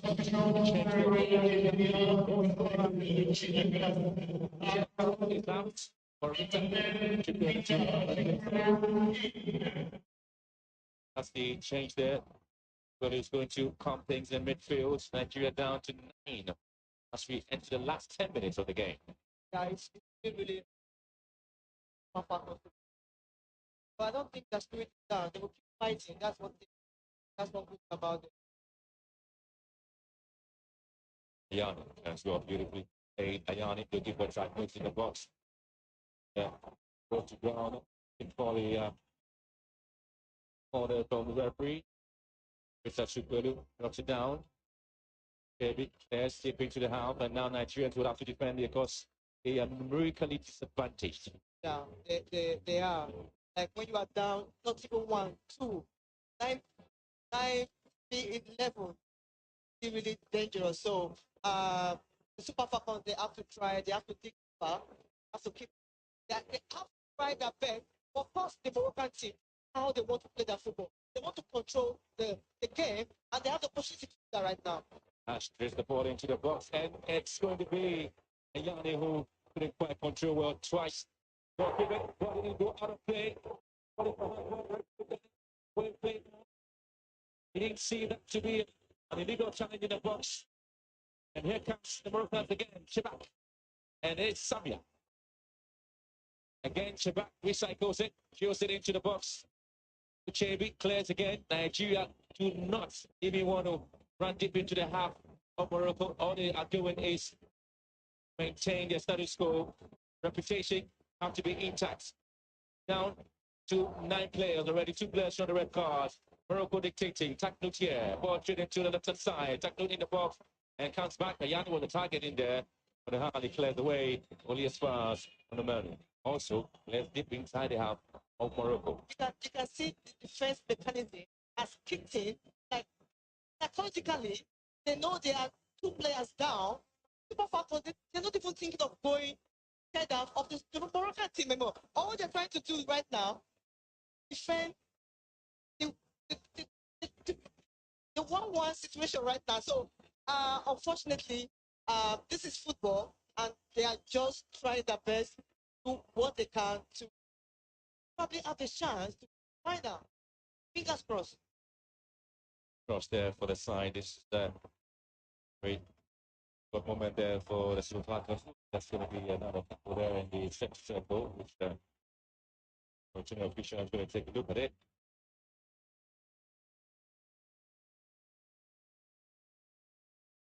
On the record attendance here, 45,565 supporters in the stands watching this game. I'll take a look at the file here. So the fans are here. 45,560. Impressive. Moroccans will again see if they can't get a second goal. They have been in control. Ball sent to the far post again. Come straight header. And then that flag already up.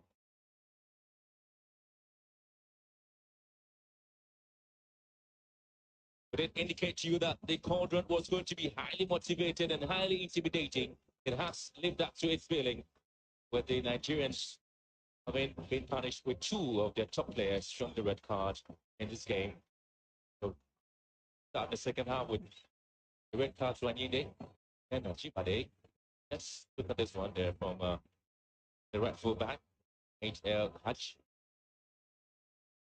Yeah, Corner. Taking off the foot. Good. The time gets to pick the pieces here. Brokens. The ball on the field there as they continue to charge forward.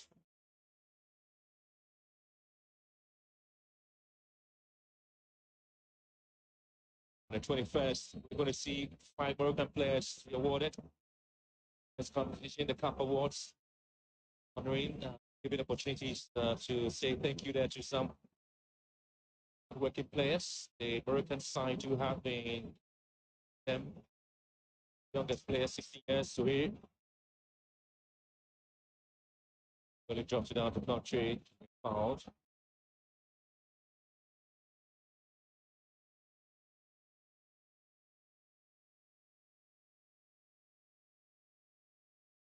Back here. David, the play there from Nigeria State trying to keep it going forward. I was trying to find space.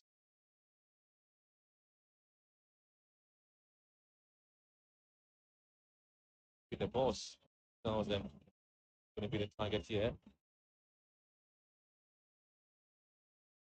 It's been a interesting time. We did see South Africa having 6 players. A short list. Now Morocco do have 5. Fatima Zara, Moss, and Shabak. The ball now. Yeah. Up to Shabak. The far left here. It's just one back by the Hurricanes. Monsanti. Shabak is there. She just didn't quite deal with the situation. Goes to ground here. Morocco will feel they have to find a way to reset the ball back into the box. Amia here. Goes around a lot of you. That's it back to. And fortunately, Morocco's actually playing to the ball. We are 4 minutes to end the game. They are keeping possession, and you can see the disagreements going on between Samia and the Hajj. Even the coach is not happy, right? 2 players that the opponent able to keep control of the game. That's one good thing about them. But right now they're just they're the tether. But kudos to the Super Falcon group and to the cross that came. Forward back. Here comes Agnuk. Drops it down to Chebak. Down to left side. Here's with 1. And always doing for Yanni. Gauthier. Players it. Moroccan. Centre back. Robert. Goes there. Again, the typical things about the Moroccans. They have the advantage. Yet, I'm not able to take whatever has been given to them. It's been on a, if you ask me, it appears that the Moroccans have almost everything at their fingertips to see them through to the finals. But then these players just can't get it right. They have everything right now. But 2 players down. What else do you want? You see the way the coach Pedro's, he's not happy the way the players are playing right now. Of course, they know Super Falcons. For the fact that there are 2 players down, they can still do magic. That's one good thing about the Super Falcons.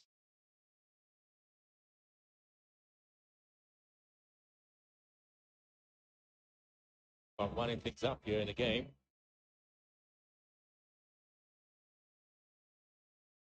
Nigeria looking to introduce the men's player, and the Moroccans looking space inside the penalty box of Nigeria as they recycle the balls. Very dangerous areas. And looking for space to shoot from this angle. All right.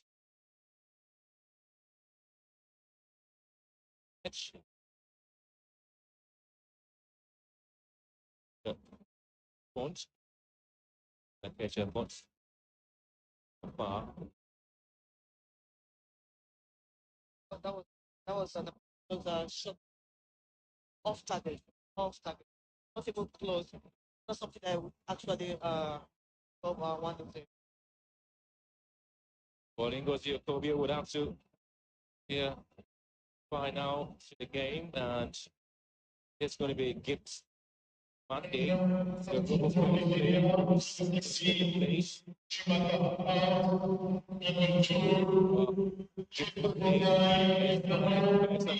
winning the 2021-2022 league title and also winning the season top scorer. She starts up, jets up into the box. She goes in, gets Monday here, and she is given an indication of what she can produce in the game when given a chance, and she has been given a chance here. And she competed at the 2018 FIBA Under-20 Women's World Cup in France. And 2019, she captured the team to its first gold medal in 12 years at the Africa Games. Beating Cameroon to one Monday. Gives Monday again, given a chance here. Today is what? Monday. Yes. And then it's fifth. Monday. So hopefully she's going to. I think she's maybe with the gift. Probably. Let's wait and see.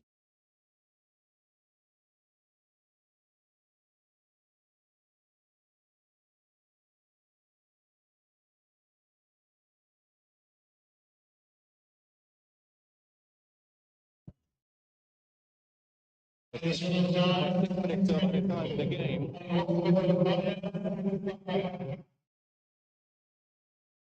Against 11 here, still 1-0. Moroccans still have hoping themselves in changing Nigeria into hit this one into a very territory. Nobody there to deal with it.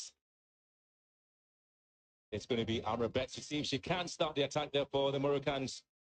They have been given the opportunity. They have seen plenty of the balls in the half of the Super Falcons. And it's Samia here. Check back.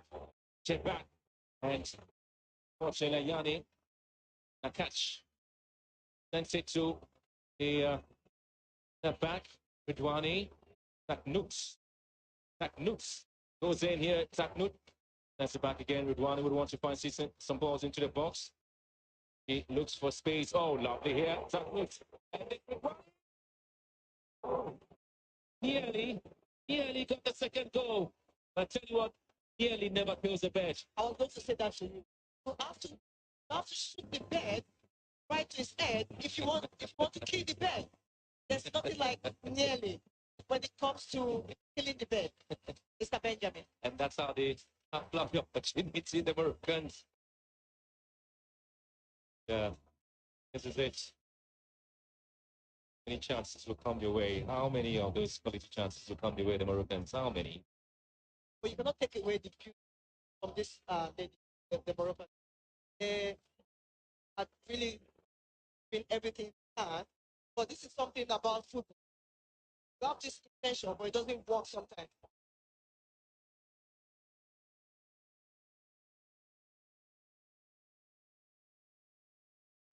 Out there to the Falcons quickly. They want to take it. 6 minutes by the time, already done 2 minutes of it. It's Monday. Gives it good works here. Yeah, absolutely, you have to. Will be enormous celebration there in Nigeria. The 9 Falcons can produce the winning magic for Nigeria to be at the final. All they need right now, because France is down right now. Okay.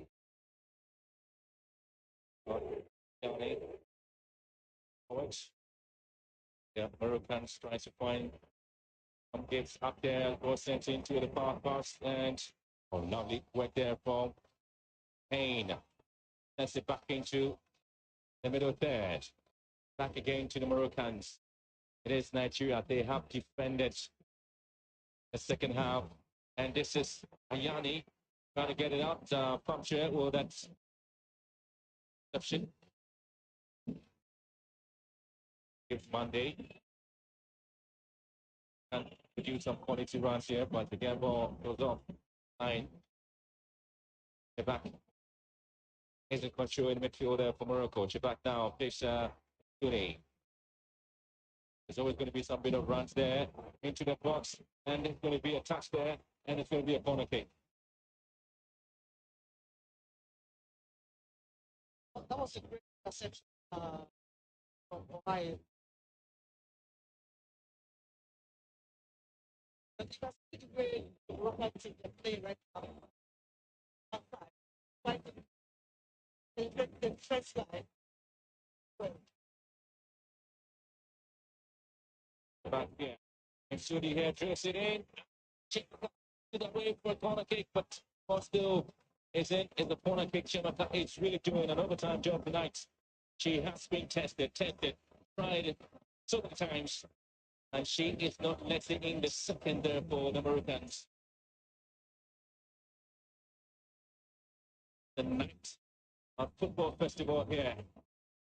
The night team in Rabat, if they should be able, if the back is able to produce the magic, it's going to be this one from that note. But Nigeria will block that. 9 Falcons in battle against 12 or 10 Lionesses, if you like. There's going to be an opportunity of jumping the box. What looks at it. What's playing? Go back to the position. Get Monday trying to control. They quite find itself in there. It's still going on. It's still going to be space. It's still going to be Ohale who gets it out. Ohio is doing a great job in the time right there. Which is really the game. That was the And this, yeah. Mercury to be having some talking in there. We are looking what the situation is and given us to take a look at it. And having a check at that and just waiting to see what happens. So the seconds. We are still checking. We are not giving its verdicts yet. We are saying what's going to happen. But wait to hear the verdict and the judgment there from here. 6 minutes of a time already exhausted that. Yeah, get to give us the verdict. all they have to do is go for the value of the Super Falcons. That line is hoping and praying that the penalty. Well, not. So we are into the extra time here. And here we go. It's Nigeria and the Moroccans fighting up things. They would have the chance to get to the finals. We already seen South Africa waiting for one of these two sides. Nigeria felt they have fought very hard until the two red card there to Ayinde and Najibade. And still holding on and fighting hard. It finished at 90 minutes. Morocco won, Nigeria won. Extra time becomes.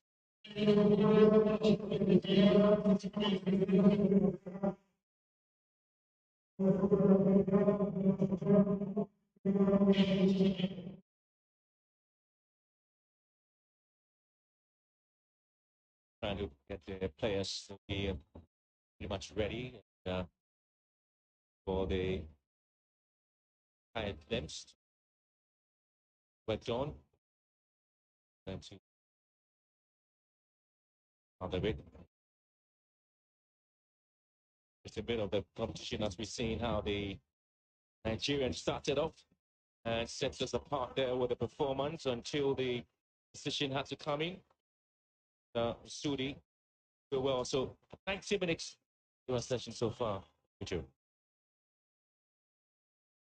The performance of these two sides clearly telling you that there is plenty to look out for, Richard. I think, but it's a little bit difficult for the Super Falcons because there are two players down.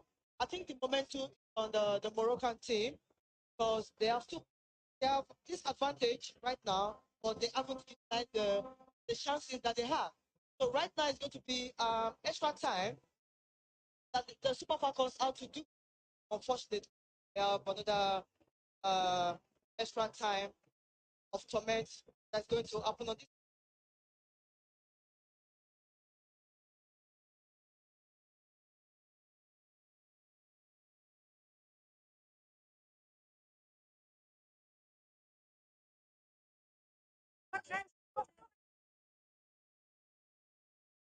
Really sad to see the penalty. But of course, this is another opportunity for the Atlas Lioness for them to go to the World Cup, the WAFCON finals for the first time. Others are really behind them.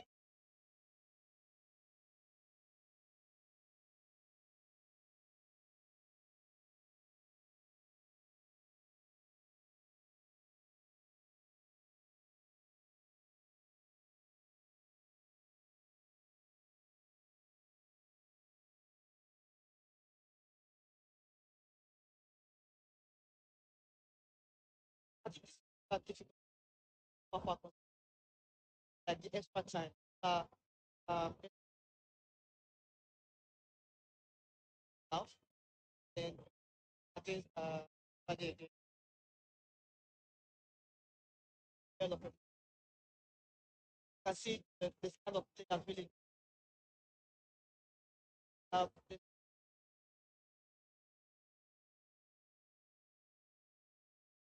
extra hours working. A lot of things happening in the game where you have the players fighting and seeing what they can do. The test of character there by Korean coach and trying to see how the 9 Falcons on the pitch can take out the 11 Lionesses plus the fans, making it 12. Nine Falcons versus 7 Lionesses. What do you think is going to happen? Oh, we are seeing, I tell you what, the Falcons are fighting pretty hard to sustain themselves in the competition. It's been a very tight one there. But the 9 Falcons and 11 Lionesses, this is a battle. So when you have Lionesses attacking the Falcons, think Falcons. Well, that's what I'm saying. The 9 of it, and that's exactly why we had extra time because the Falcons are fighting pretty hard. Yeah, they're not ready to give it. Not ready to. I don't think they're ready to. Even though I did indicate 11 Lionesses, there's 12 of them. The fans are also part of it. So this is an exciting moment there for us to enjoy the football. The 9 players of the Nigerian Super Falcons ready to take the game to the 11 Lionesses of the Moroccans. And this is the fight that is happening. I think it's the other way around. The Lionesses, they're taking the fight to the Falcons. And so we're into the extra time and see what happens here. It's exciting time once again in the Women's Cup of Nations. It is 1-0 extra time, and it is Chabak controlling things once again. She's always trying to spin things and take the pace and get the ball into very much good positions. The difficulty with the Moroccans is that when the balls are set into the back line, and when you see Amra Betts and the likes of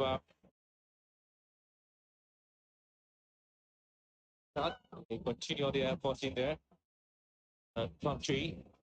Remember, midfield likes to go everywhere and try to do a thing. So the Super Falcons should. How many times balls entering there?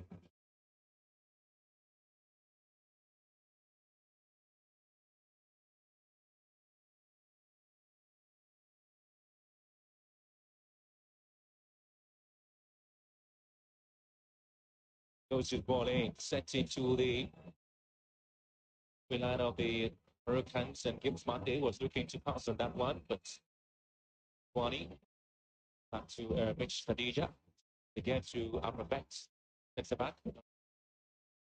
Get the ball into very good positions.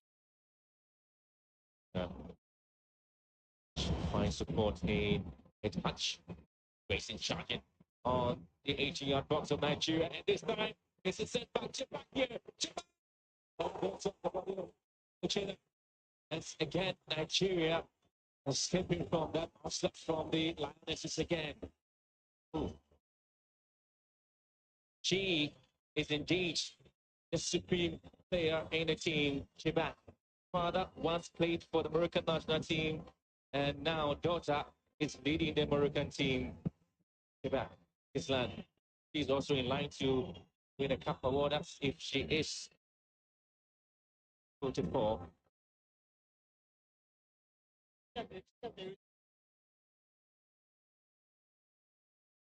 whenever they get to the header, always there. She's ready to pound on the opponent. Could be to move forward again to see if they have the moment to come in.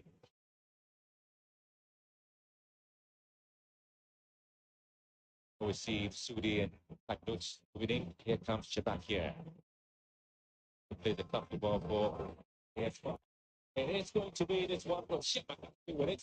Yanni contributed to the equalizing goal, and Yanni was looking to score here.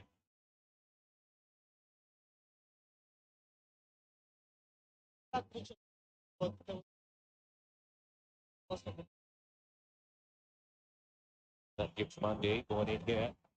There's a small play there from the right full back for the Moroccans. 8 El Hutch. Down, give Monday. Fucking down by the Nigerian avoid gift Monday. But Gift Monday, which was part of the team that won the championship and was the first African to do so. She scored the 8th goal in the team's 9-0 win against the Equatorial Guinea. That was the 2021 Turkish Women's Cup.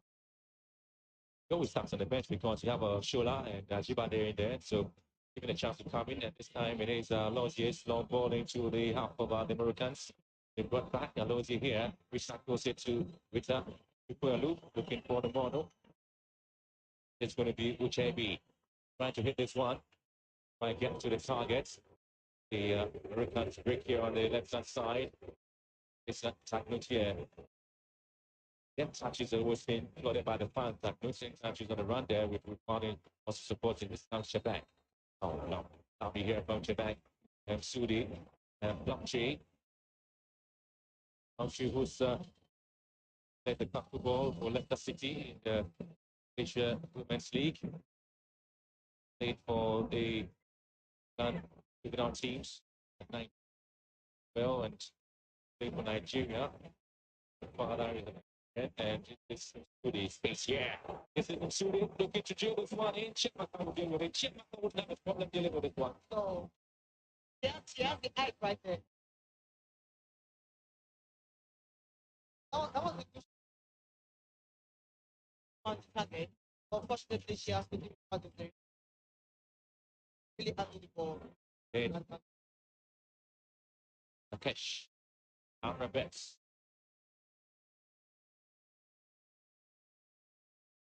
Touch. Yanni hits the target, but she couldn't quite get to the ball here. So still in this game looking for what's going to happen extra time.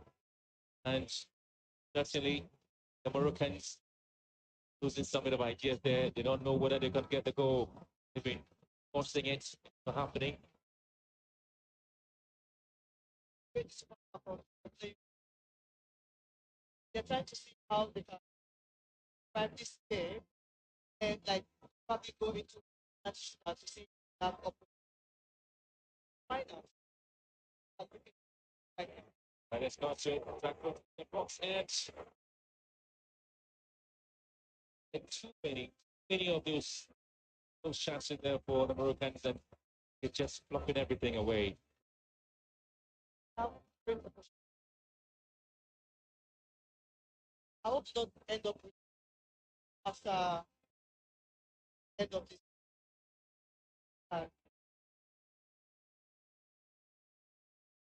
Monday, and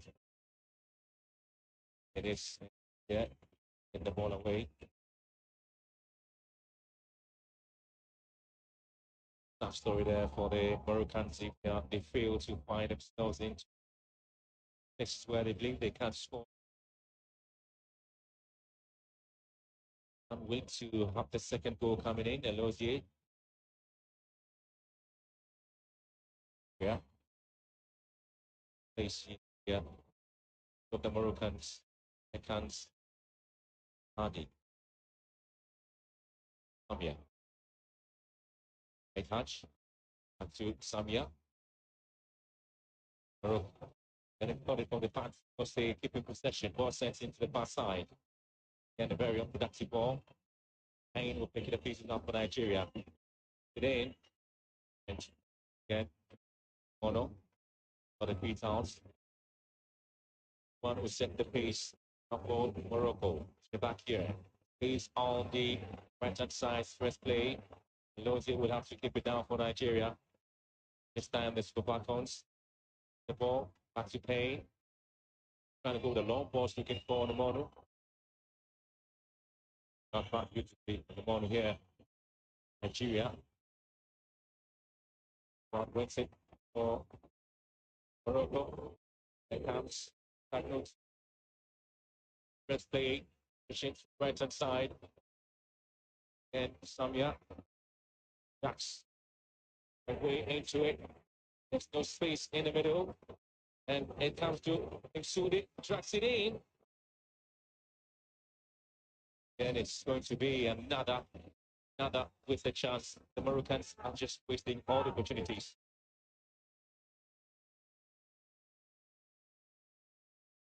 They have the push game, but where they're going when they get to the that is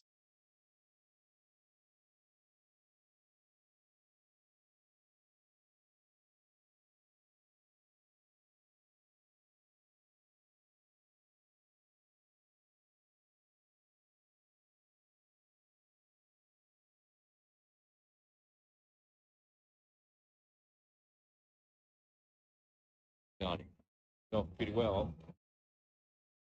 The mesh. Then comes back mix. Back. That's up for her.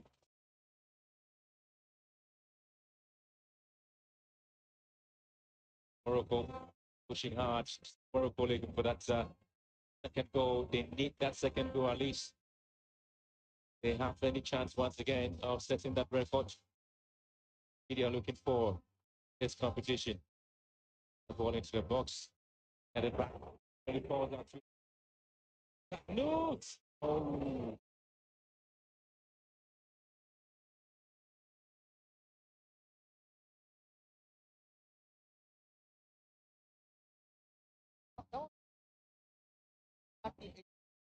again. The idea was everything.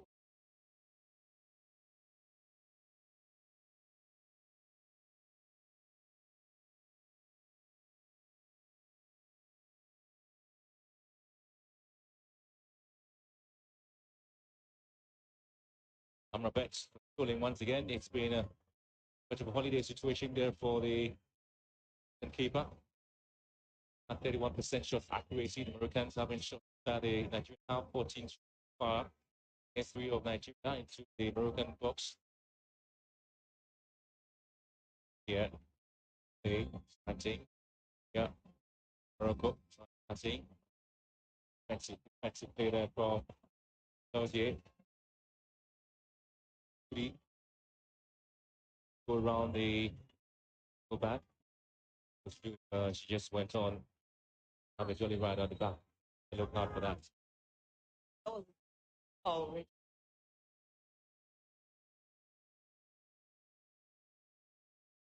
Okay.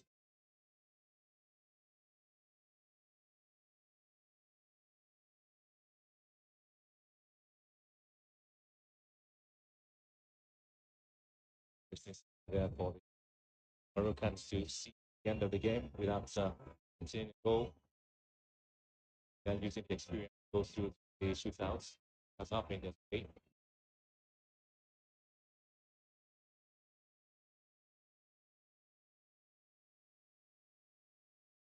The ball don't give Monday.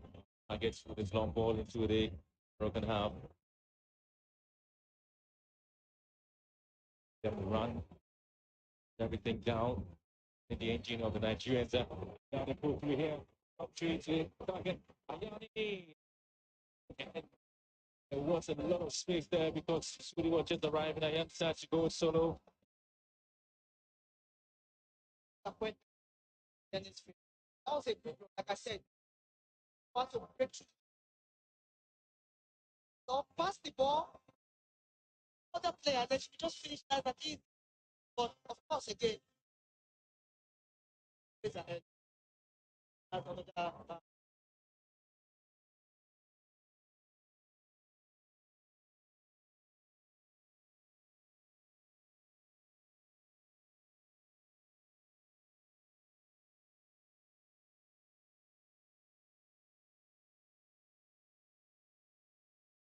trying to drag the Nigerians, the defensive shells. In Hutch, Judy, back to the right back. Good interception there for Michevi.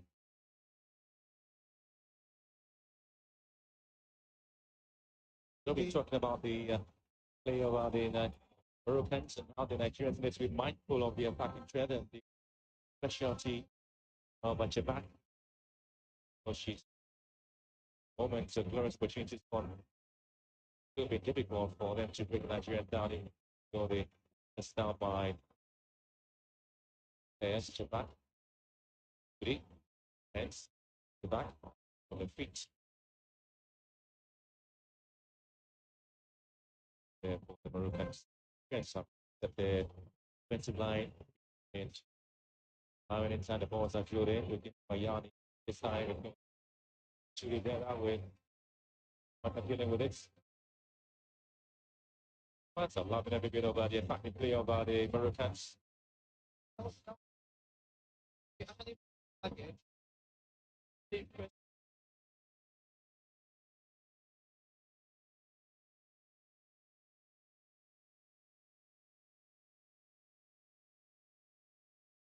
Boy, again, the punch.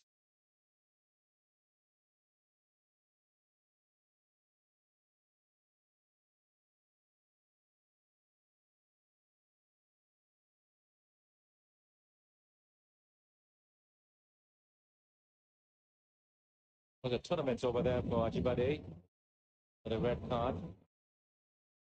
31 goals. The red card gone. Yes. It's over Yanni.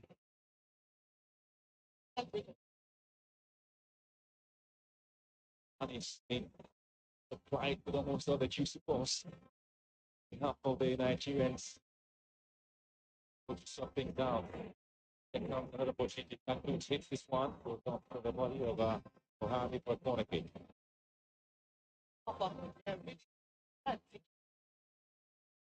And where they are playing right now, and tell what they really want from this game.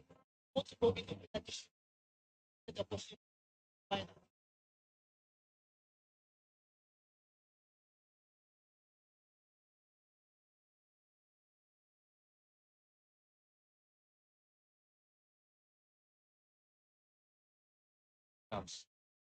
Right.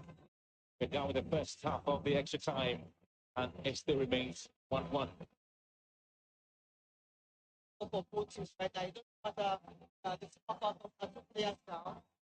They even the Atlas, they are also deeper because they really want this for their fans.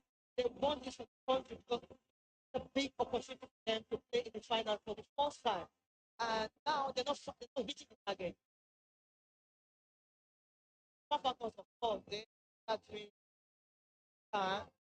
experience how trying to survive this game by staying.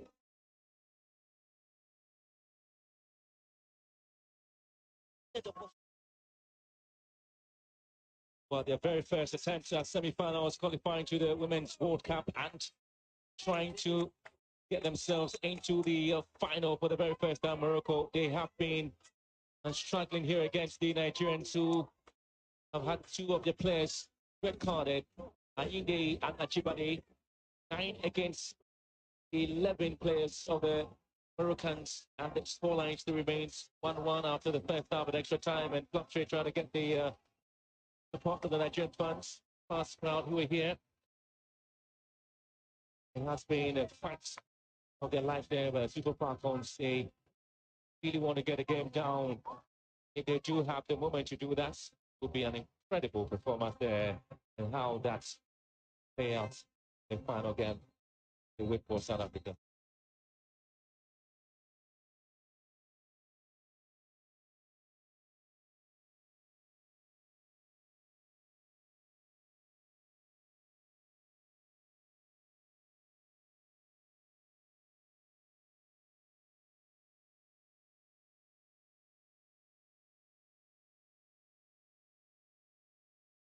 Back into another attacking game there you expect to see from the Hurricanes.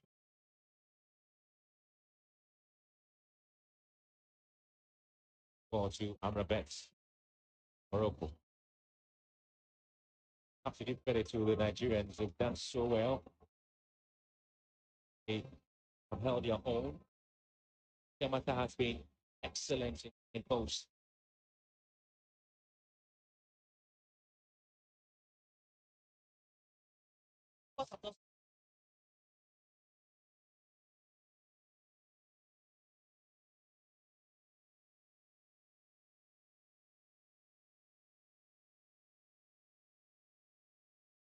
Punch it back. Bonnie here.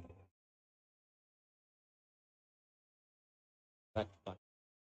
Match. Duty. The box. And again. With one who goes down. Going to be a corner kick. I think the tackle that came in.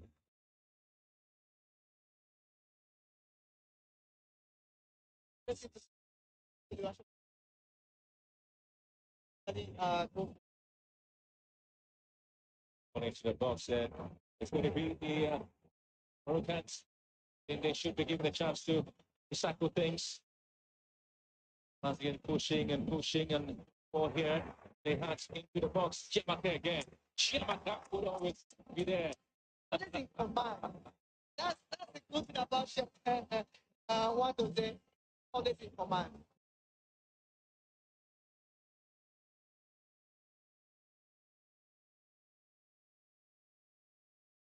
This is what they're calling for the Americans. Know that it was a handball given to them.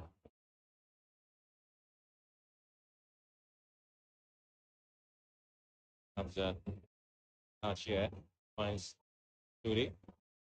And things Ali there. Maybe gets it out. Bonnie. Back. On right hand side for Bunch is coming here.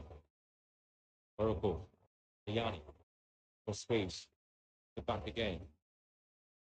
The ball to Papo Chiamaka is in. I'm really wondering. I'm really and also you cannot forget the fact that left to right, from right, left, they try different variations. They try to go to the but unfortunately they come out on the defense line. They're not willing to come out. They are ready to go as much as possible to defend the goalkeeper.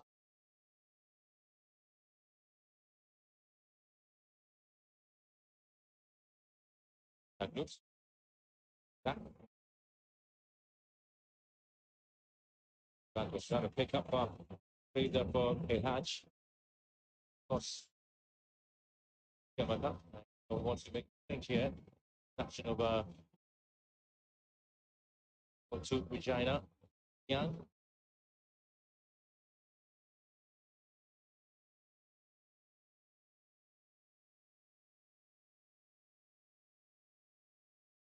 Been a one-sided affair here.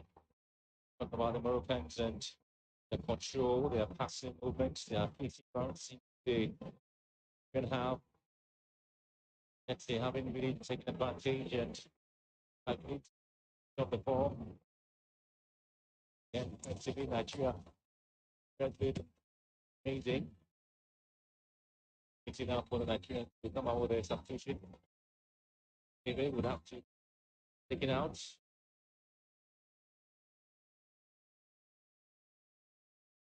It's trying to find a way to, or the midfielder bring some fresh links.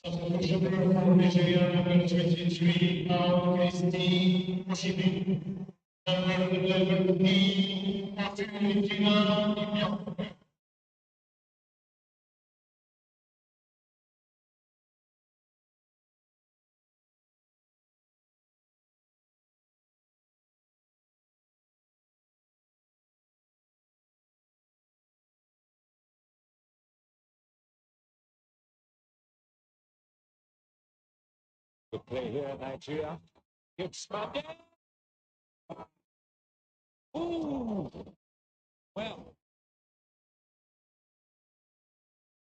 That was an unbelievable shot from Gift Monday. Don't forget today's one. that was the moment where this was going to be a huge, huge sucker punch there to the Moroccan Skip Monday. What a strike from her. For Nigeria, I'm really impressed with everybody with 9 soldiers on the field. They have defended well. But the green and white flag of Nigeria. Balls whipped in against well controlled beautifully by Lodi. The Super Falcons, the Nigerian team, has indeed proven beyond a reasonable doubt that they are the defending champions. You don't take out the defending champions that easily. You do not bring down the spirit of Nigeria that is here in Morocco. You do not take out the dominant team in the competition that easy. It is that looks trying to find a way. Use it in duty. And again, it is the strength of Nigerians working here. Also wins it. Gives Mande gives it the opportunity to jump forward. And gives Mande again. Gives it something. The second one back. Otu picked the piece here for Nigeria. Dragging the ball out. Otu looking for a corner. And it's indeed pushing things up. Oh, stays on the line, is it? Nobody wants to touch it. Yeah, I think it's super fun, but they need from the whole half. They are on the other half for a few minutes this game.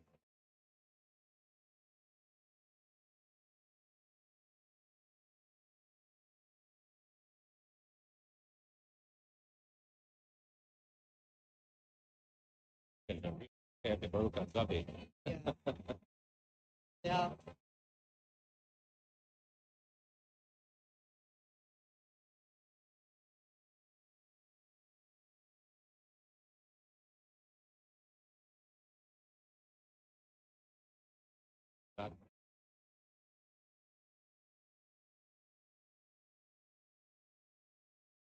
Again, it's Suri. That's Ampoli.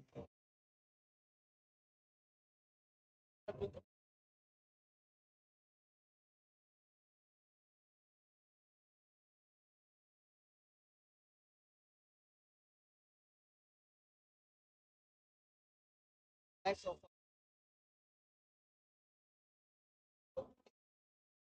And looking, oh, like I keep saying, I hope they don't win opposition.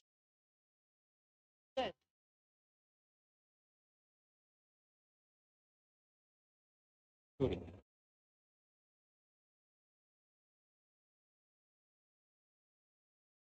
And by the Moroccans, it is that looks picks up. They're back. And again, it's been well blocked. Nigerians, so you want defensive lines have been exciting. They get the ball back again, Nigeria, and it is Morocco. They are looking for this goal so badly. It is that looks. It's one in off the body of Ahale and stays on the line. Stays on the line. For them to get like the ball, have to go out, get the ball in, just to play that set.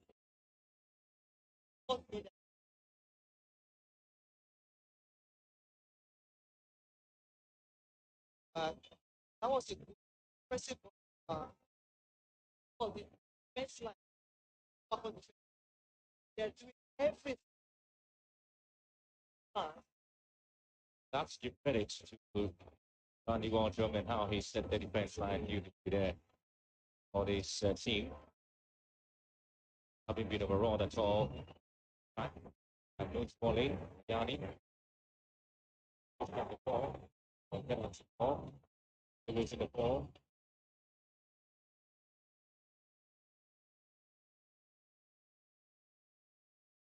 Yes. And set out for Morocco. Nice airports. The Mahajis with it.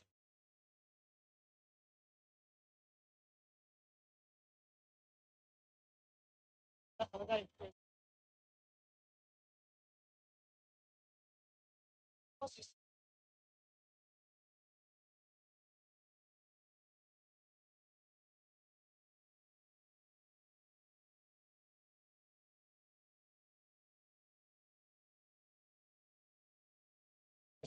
the midfield play and what rate of the Moroccans and how they things and opportunities. It's just the case that haven't really been able to take advantage. It's just the fact that Ayani has not been able to get herself in very good position to hit the target, and sometimes when she does find herself with the balls, unable to take advantage yet again, she could have recycled the ball back there.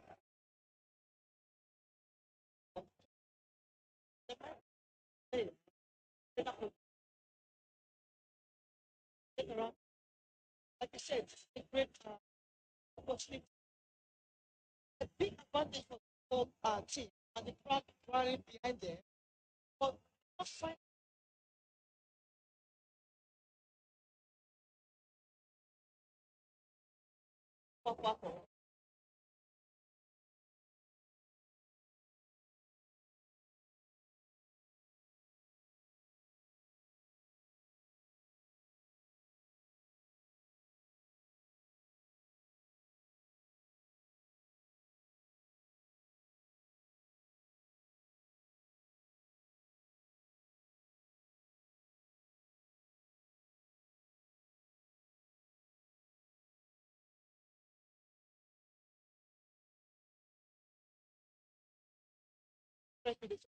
Absolutely in love with their play.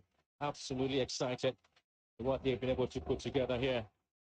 All the intimidation, they really been able to hold their own and work so hard to stay afloat on the stage. That's the goal there. So the third goal and both teams have considered 3 goals in this competition. That's why they have been great. They and their inexperience in terms of goals for players.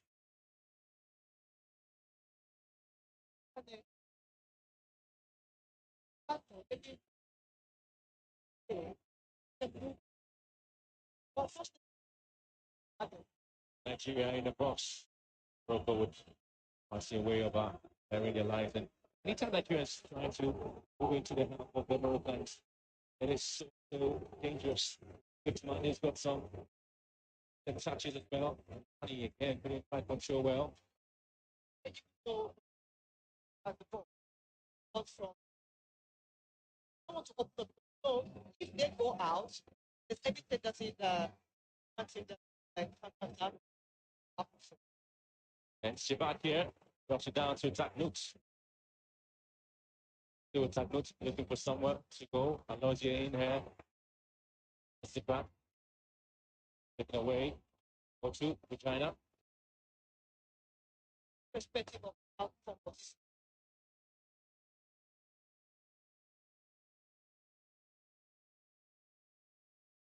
Moroccans keeping the ball, and Nigerians just allowing them to do so because they know that they are Moroccan not the advantage.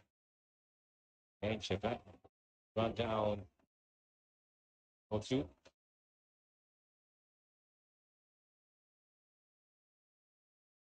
Yes, Amrabes. Moving to the offensive line. Ridwani. Into the right hand side, hits one in. How about that's that good? This Chebek. Okay, so from corner kick, she was trying to lock the ball to the corner. meant to be what's going on. This she in this game, but Trying to hit one post. And you can see the Nigerian saying that this game is our game. On penalty shootouts, we are there. So when it comes to penalty shoot, no man's game. Yeah. Anything can happen. Anything can happen. Nigeria won on penalties at semi-finals 2018 against Cameroon won on penalties against South Africa. They won the cup on penalties here against Morocco. 9 against 11 in the second half. And Nigeria, defending champions, 9-time winners. This is where they are. Well done. I'm not surprised by the spirit, the mentality of the Super Falcons. What they're born to. Everything about the Super Falcons.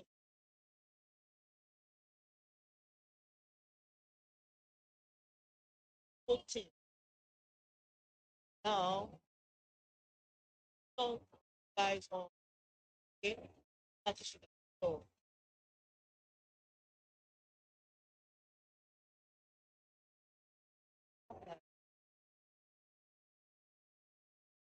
What's going to happen? But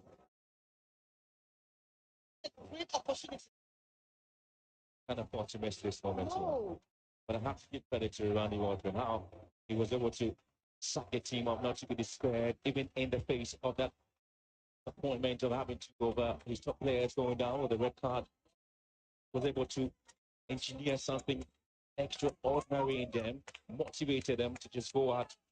And this is the results. They have to sort things out and have to shoot. But Sherman has been absolutely brilliant.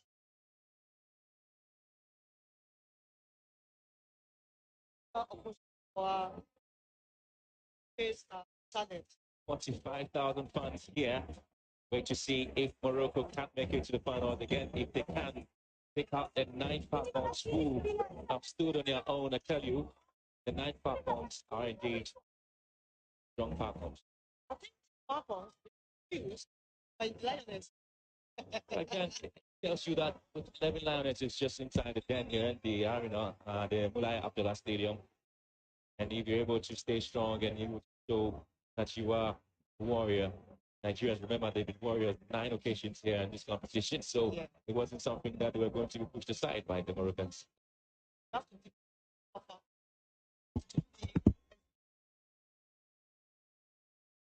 You've been a former goalkeeper for the Falcons, and in situations like this, going to the penalty shootout, having exhausted them with everything there, how do you type yourself up as the goalkeeper there for Shemata, looking at what she's been able to produce in the game?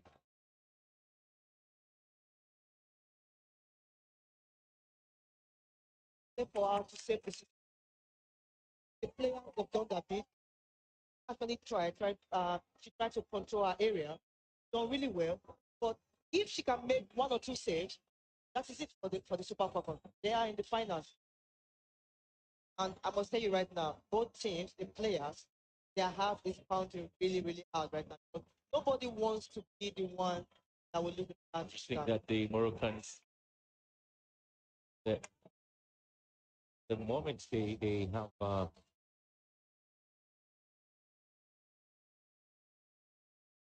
think the moment for Falcon was from the way the coach set up the team after the red card, they were just waiting for the moment. And a lot of stuff is going on the Moroccan head right now because they have this opportunity to bury the game. There's the chances. So now, anybody can take this game. Out of both teams are right now.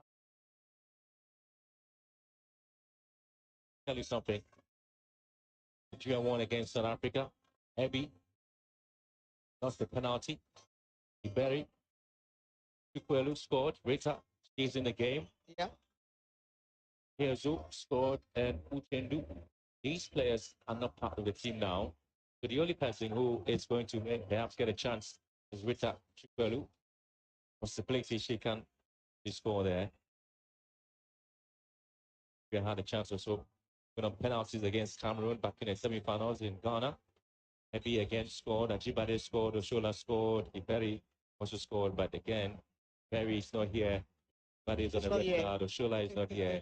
Heavy is also on the bench. It's crazy right now because pressure is not something anyone wants to be in right now. But for the goalkeepers, this is a great opportunity to case talent. That is all I can say. When it gets to situations like this is where heroes are made and villains remembered. Oh, trust me. Mostly for the players. I don't think anyone wants to lose the penalty right now. Not the case. And when you get a chance to be in post, he can save the team. Is Khadija. Then giving a pass here to see if she can save any moment there for the Moroccans. Khadija. El Michi. Tell you what, it's. Let me to tell you one secret. Tell me.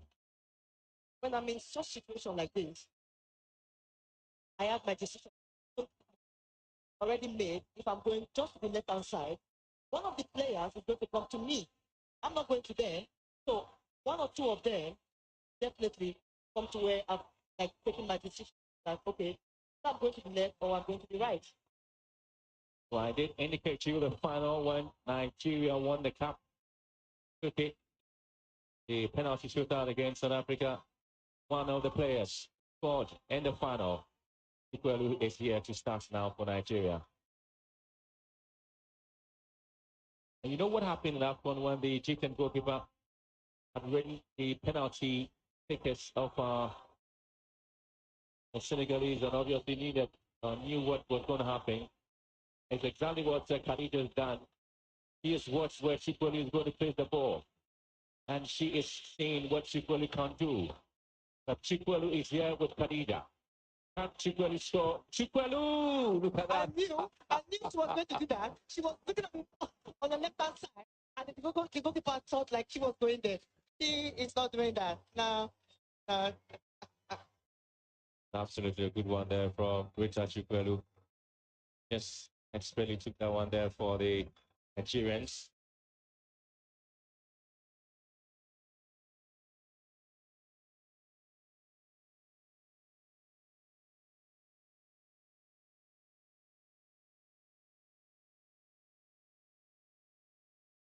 There's going to be Yadi. Going to see the time at the moment here for Morocco. Yadi against one of the best goalkeepers. And Shemak at this time couldn't stop Yadi. She moved to the right direction. Can't quite stop it. A good one there from Ayani. Nigeria will still come out. The fans will love this moment here. Here comes American ball tomorrow against the American goalkeeper and the coach Pedros. Just wait to see what's going to happen here. We'll look forward to having to see if they have their striker, Mono Juma, and she beats Khadija. On the morning here against Khadija and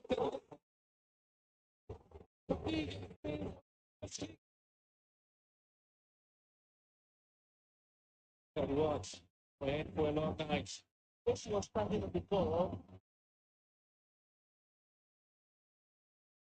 It is going to be an interesting time.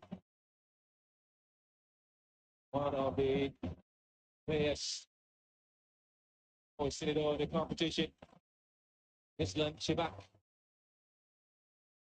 scored set pieces, 3 goals in the competition. They've seen the experts when it comes to situations like this. Islam Chibak, can she give the lead to Morocco? It is Chibak here. Top player, top performer. It is Chibak.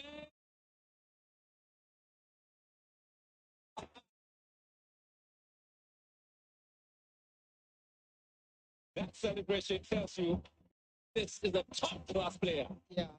What is track from That's phenomenal.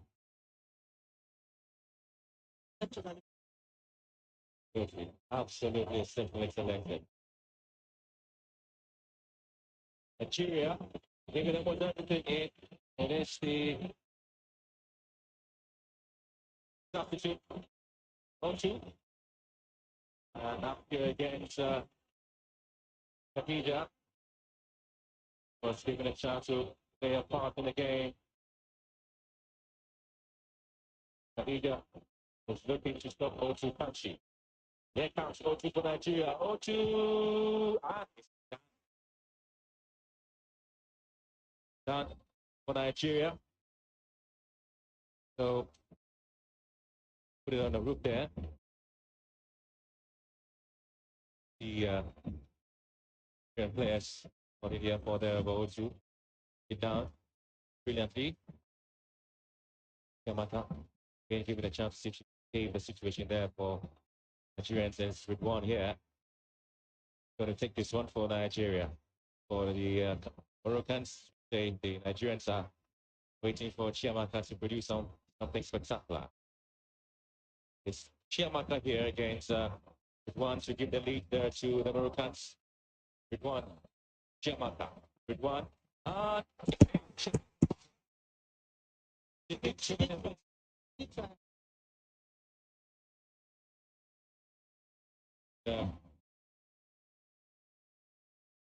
3 out of 3 for Morocco. And it moved the right direction. It's not able to have that punch on the ball. It's Country here. The next one, the advantage. Country against Khadija. This is amazing time. A very first attempt at a penalty shootout for Nigeria after it's not to play for the Super Falcons. Country here. And here comes Country against Khadija. Oh, she makes it simple. Oh, wow. See, excitement on the face there. They relieved. Believe I tell you. Needed that one. I tried everything. Give it. But it's been saved already. It's going to be the moment for the centre back. El Chat. It's Reen. And Ezrin wants to make it 4 out of 4 there for the Hurricanes. Chiamaka here. It is Nezrin, El Chat, Chiamaka. Nezrin! Morocco. Wow. To be Morocco versus South Africa. Not over yet. No, the match is not over yet. Yes, Spencer, it's Monday. I'm expected to produce the gifts here for the. Yes.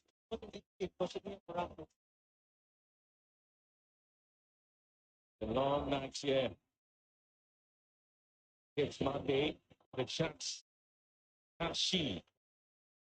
And if she does miss the opportunity, Morocco will definitely move on and see that they have done their best. It's Monday against Khadija. It's Monday here. It's Monday. Oh!